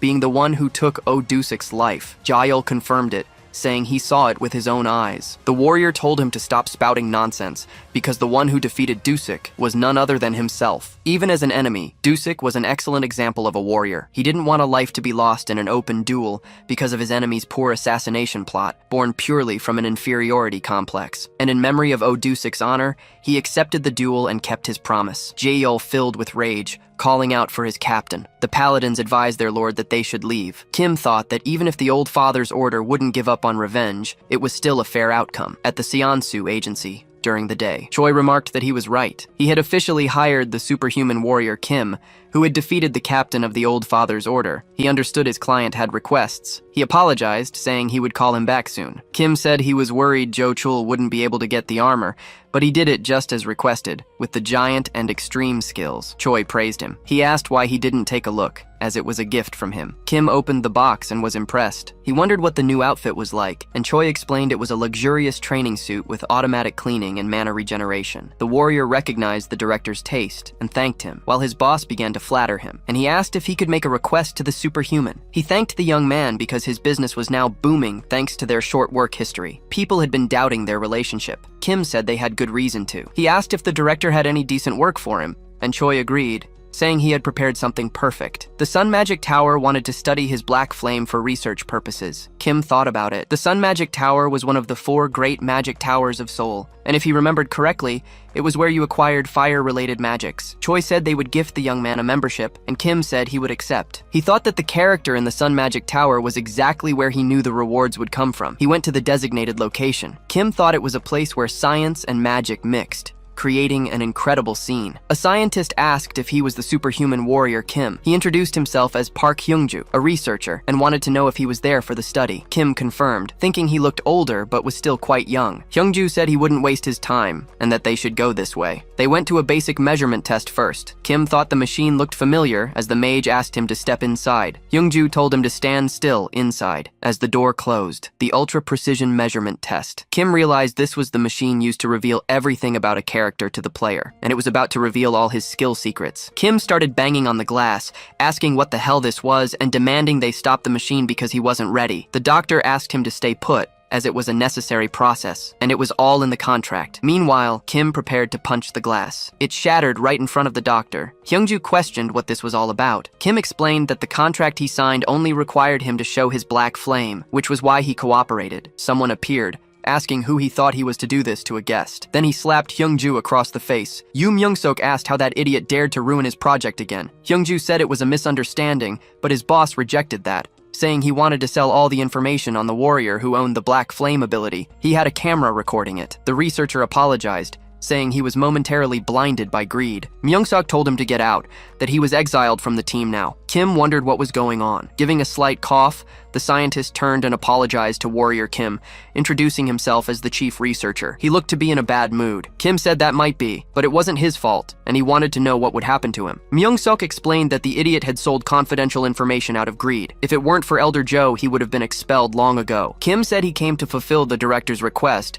and almost had his personal information extracted. Yoo Myung-sok apologized, saying he would increase his membership level. The warrior asked about the benefits. The chief told him he could use commercial potions and train his own. Kim thought the magic tower only had potions for mages. Saying it didn't sound bad, the director decided they would rest a bit before the research. Before that, they would take a tour of the magic tower. Kim walked into a room filled with several yellowish orbs. He thought he was almost tricked, as expected of Arcane Soul, but it all worked out, as he now had a great chance of getting incredible skills from the training. A radio announced the start of beginner electric magic training. The orbs began to emanate incredible electricity, firing a blast at Warrior Kim. It hits the young man, who lets out a small groan. He thinks about how the pain sears his bones, but if he can just hold on a little longer with his traits, it'll be perfect. Acquiring the skill, electricity resistance. Kim thinks it's great. He's finally obtained the last of the 6 attribute resistances. He tells the system to shut it down now, before he gets fried alive. Red lights fill the area, announcing the system has switched to manual mode,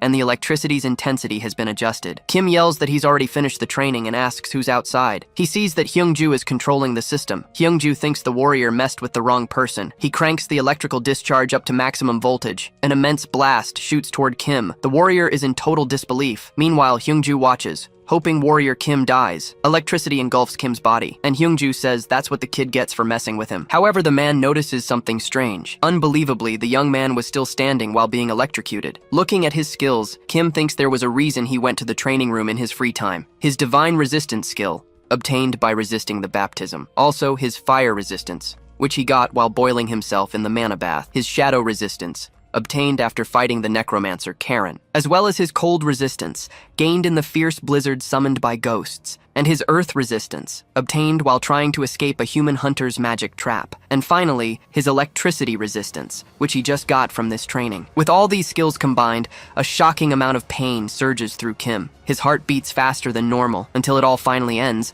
and he acquires the new skill called magic resistance. The young man thinks that was exciting. Meanwhile, in the booth, a nervous Hyungju wonders if the kid is even human and activates another module. As magic orbs descend, the system enters emergency mode, warning that the program is out of control. Hearing this, Kim thinks it sounds dangerous, so he dodges all the attacks with his gift of perception. In turn, he ends up receiving a new trait called Succession. Back in the control room, a panicked Hyungju mashes all the buttons, trying to finish the kid off. Just then, the professor arrives, shoves the young man away, calling him crazy and asking what he thinks he's doing. The old man turns and orders them to shut everything down. With that, the training program resets and the cannons stop. Grabbing Hyungju by the shirt, he demands to know how he dared to harm Warrior Kim. The terrified young man tries to explain himself when someone else arrives. Seeing it's Kim, the doctor asks if the boy is all right. Stretching, our protagonist says he just took a little shock, but that's all. This leaves everyone in the room speechless. A short time later, we see Hyungju being expelled as he begs to stay. Watching the scene, Kim asks what will happen to the guy,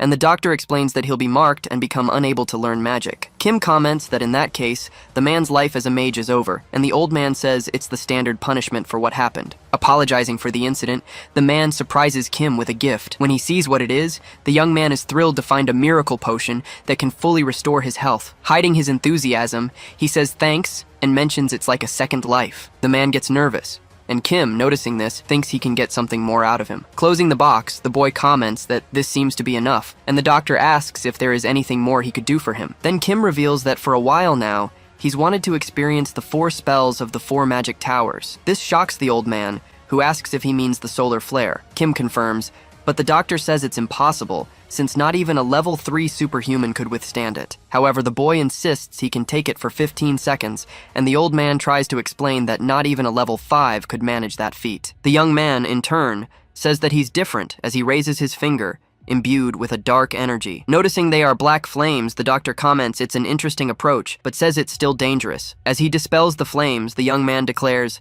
"We'll see about that." Then we see a cannon tilting into position. Right below it stood the young man, thinking about how terrifying it was to consider what was about to happen. But for him, it was inevitable, considering there were only 3 ways to obtain the solar flare. The first was to enter the magic tower as a disciple of the Tower Master. The second was to defeat the Tower Master in a one-on-one duel, but neither was possible for someone like him. From the control room, the doctor announces he's starting. As he nods, Kim thinks that there was, however, a third way. Looking at a crowd, he figured he could use the hidden quest unlocked once he built up favorability with the master, who, in turn, was in the middle of the crowd. The eruption begins with plasma flowing and gathering into a sphere. Kim thinks that, in other words, he needed to impress the master by proving his usefulness. A ball of fire heads toward our protagonist. Engulfed in fire, the young man just thinks that he has to withstand this, because there was a trait he needed to obtain through his magic armor. From above, people wondered how a level 3 could endure that. Surrounded by flames, Kim screamed, thinking that even though he had prepared a lot, it still hurt so much. The timer finally hits 15 seconds, and the doctor orders them to abort the solar flare. With that, the cannon ceases fire. Exhausted, the young man thought that had been the longest 15 seconds of his life. Smiling, the Tower Master comments that Kim is a very interesting person while sipping a cup of tea. The man said the boy was fascinating, using black flames to withstand the solar flare, and he comments that Kim would be a great help for his long-awaited project. Without wasting time, our boy says it's an honor for him. The master says he likes the young man's style and reveals he has a request, which intrigues Kim. Just then, someone arrives, asking if the master had called for him. The man tells the boy to say hi to Warrior Kim, and the boy says it's a pleasure, introducing himself as Magic Kim. Looking a bit melancholic, the young man apologizes for being late. Seated, the master explained that this was his grandson, who had enormous potential but was stuck at level 1, which Kim finds strange. Looking frightened, the boy apologizes for being a disgrace to the tower, and Kim says that's not what he meant. The tower master asks what our protagonist thinks, saying he heard he also cured Director Seo's son, and he asks if by any chance Kim might have an idea of how to awaken the boy. The warrior thinks for a moment, making the master and his grandson tense. With a smile on his face, he answers yes. In that case, the tower master declares that if he succeeds, he'll give him anything he desires. Our sly protagonist asks if he's sure about that, while thinking that this marks the beginning of the secret quest. A while later, a surprised tower master asks the young man to repeat his request, so Kim says he wants the solar flare. Hearing this, the man says he can do it, since the tower's future depends on him, but he isn't sure if Kim could actually use it. Kim says that's why they should use an instant learning chip, and the man says that if he solves the problem, there will be no obstacles. Apologizing for interrupting, the man's grandson asks how Kim plans to train him, and the young man says they'll start with the root of the problem. With disdain, the tower master reveals the problem is the boy's mathematical knowledge, so his grandson starts to apologize. In his thoughts, Kim says he knows the boy's problem all too well. Overcome with guilt, the boy kept apologizing, so Kim suggests they try a type of magic that doesn't require mathematical calculations. The master then asks what he means by that. Our protagonist says he's referring to the use of spirits, commenting that the boy could become a flame sorcerer. At that moment, the man stands up, saying that has nothing to do with mages, and Kim asks if he'd prefer the boy to stay as he is, or if he'd rather have him train as a sorcerer, so he can unlock his potential. The tower master turns to his grandson for a moment. He then sits down, asking Kim to explain the details. Kim explains that since the boy had trouble with casting, he should just provide the mana and leave the rest to the spirit. The man asks how the boy could do that, since he wasn't even familiar with the spirit. With a serious expression, Kim explains he never said to make a contract. Just as he said, the boy would simply use them. He would just write a spell on the mana circle. That way, the user handles the mana manipulation, and the circle handles the spell itself. The man finally understands that the boy was telling them to capture a spirit to use in the circle, and Kim confirms it. The tower master says he never expected a warrior like him to think of something so incredible. Kim thinks to himself that of course it was incredible, since they were the ones who came up with it in the future. However, the master says that with the spirit realm closed, they couldn't summon one. Our boy says they could use spirit animals instead. The man asks if he means animals like phoenixes and wonders how they could find such creatures. Our protagonist says he shouldn't worry because he knew a way. A while later, the tower master and his grandson were stunned to find themselves in a valley full of phoenixes. The old man asks how this was possible, since even the highest level individuals struggled to find them. Kim reveals he found them by chance. Hearing this, the master comments that he's lucky. Kim approaches and asks about what he had promised. He replies that he'll make sure to give him solar flare, and Kim celebrates. The man asks if the boy really planned to use the flare as a warrior. Summoning black flames to his fingertips,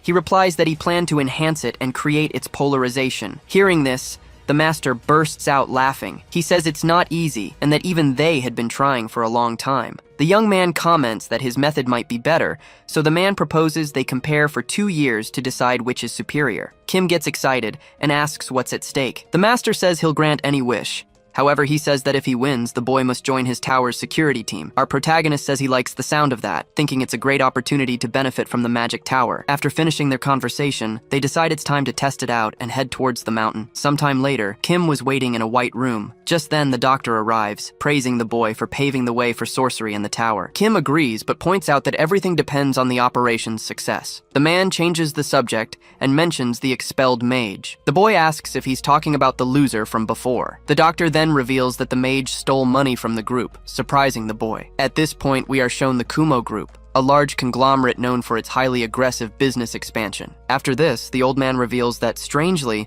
they had only stolen information about Kim and probably wanted to recruit him. Just hearing this, our protagonist feels a chill and says he wouldn't want that to happen. Just then, the tower master opens the door, saying everything was a great success. The man pats the boy on the back, saying that thanks to him, his grandson was now a superhuman. Coming out of the room, the man's grandson appears, radiating flames from his body. Kim is surprised to see he had already started at level 3 and wonders if this was the power of genetics. Creating an orb, the young man comments on how strange it was to be able to use magic so easily. Our protagonist advises the boy to drink some fire attribute elixirs to gain more mana, and the boy thanks him for the tip. At that moment, the Tower Master waves Kim over to receive his reward. The excited boy runs over, expecting a box of jewels. However, he's met with a kind of lunchbox and asks the man what it is. The man just tells him to open it. Upon opening the bag, the boy sees stacks of money, and the man explains he has prepared an allowance for him. Hugging the bag, he says he loves the Tower Master. At the Seonsu task force, Director Choi, seeing that Kim had earned 5 billion, says it's incredible. Our protagonist says he should get used to his greatness. The young man comments that he thinks it's time to drink the nectar,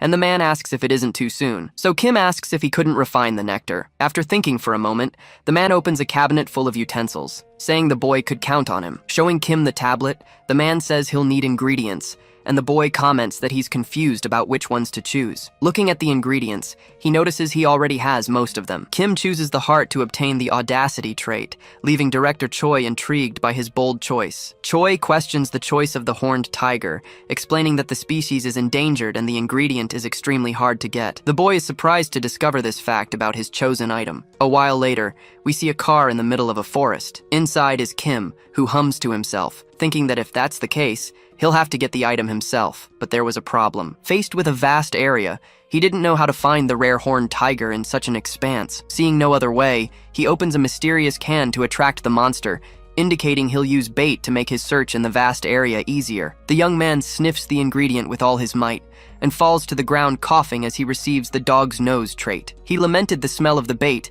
but thanks to his new trait, he could now track anything by scent. Following the trail, Kim finds a carcass and senses a predator nearby from the strong smell of blood, indicating he's on the right track. The boy hears a car engine and turns around, thinking it's here. Kim watches as a car heads straight for a tiger. The men in the car were laughing as they shot at the creature. Realizing he has competition, he thinks that at this rate, he'll end up losing his prey. As he ran, the young man noticed it wasn't a normal horned tiger, but the Mountain King, the most famous mystical creature of the Cholwan Plain, possessing an impressive 6 traits in total. As the beast charged at him, Kim knew he'd be a goner if he let his guard down. The monster rushes past him, landing a glancing blow. He wonders how he was hit, even with his evasion skill active. Watching the beast, the young man thinks his chances are slim and realizes he needs to end this in a single blow. Kim leaps over the horned tiger, observing it from above, and with the monster in his sights, he activates his skill. However, even as he fires, the creature pulls back, causing the bullet to graze it. The young man gets frustrated by how easily the beast dodges. Positioning himself in front of the tiger,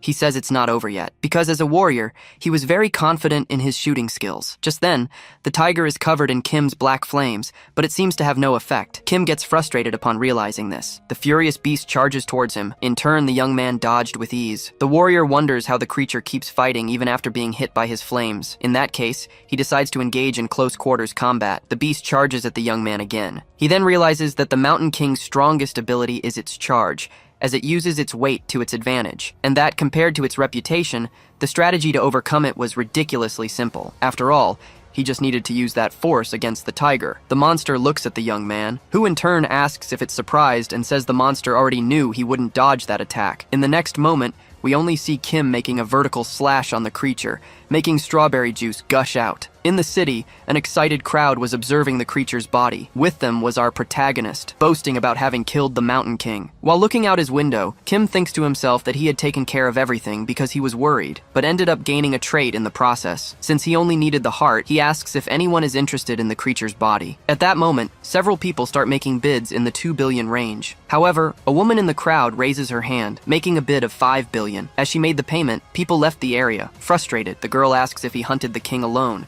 which Kim confirms, saying he got lucky. She remarks there's no such thing as luck in hunting, that it's all about skill. After saying this, she hands him a card, asking him to call when he can. As they say their goodbyes, Kim thinks the girl looks familiar, but figures she's just some rich side character. Seeing the 5 billion in his account, he thinks to himself that he's rich. 2 days later, the young man is in a room holding a vial. Shaking it, he notices the nectar seems to have been well processed, judging by its color. He remembers Director Choi saying there would be no side effects thanks to the heart, and decides to trust him. Kim sighs, admitting he's still a bit nervous. So he decides to configure his traits as a precaution. With that, he tips back the vial, drinking all the nectar. Afterward, his body becomes extremely hot. The system announces that his body is evolving. Resisting the pain, Kim realizes the effect is working. He advances to level 4 and feels as if even his soul is leveling up. The young man receives a new trait called Audacity and notes that, just as promised, The nectar was successfully processed. In his thoughts, he reveals there was another reason he went to hunt the monster after selling the items himself, because of the traits he had received through battles. He wonders what would happen if he obtained the traits in his equipment with that diamond. At that moment,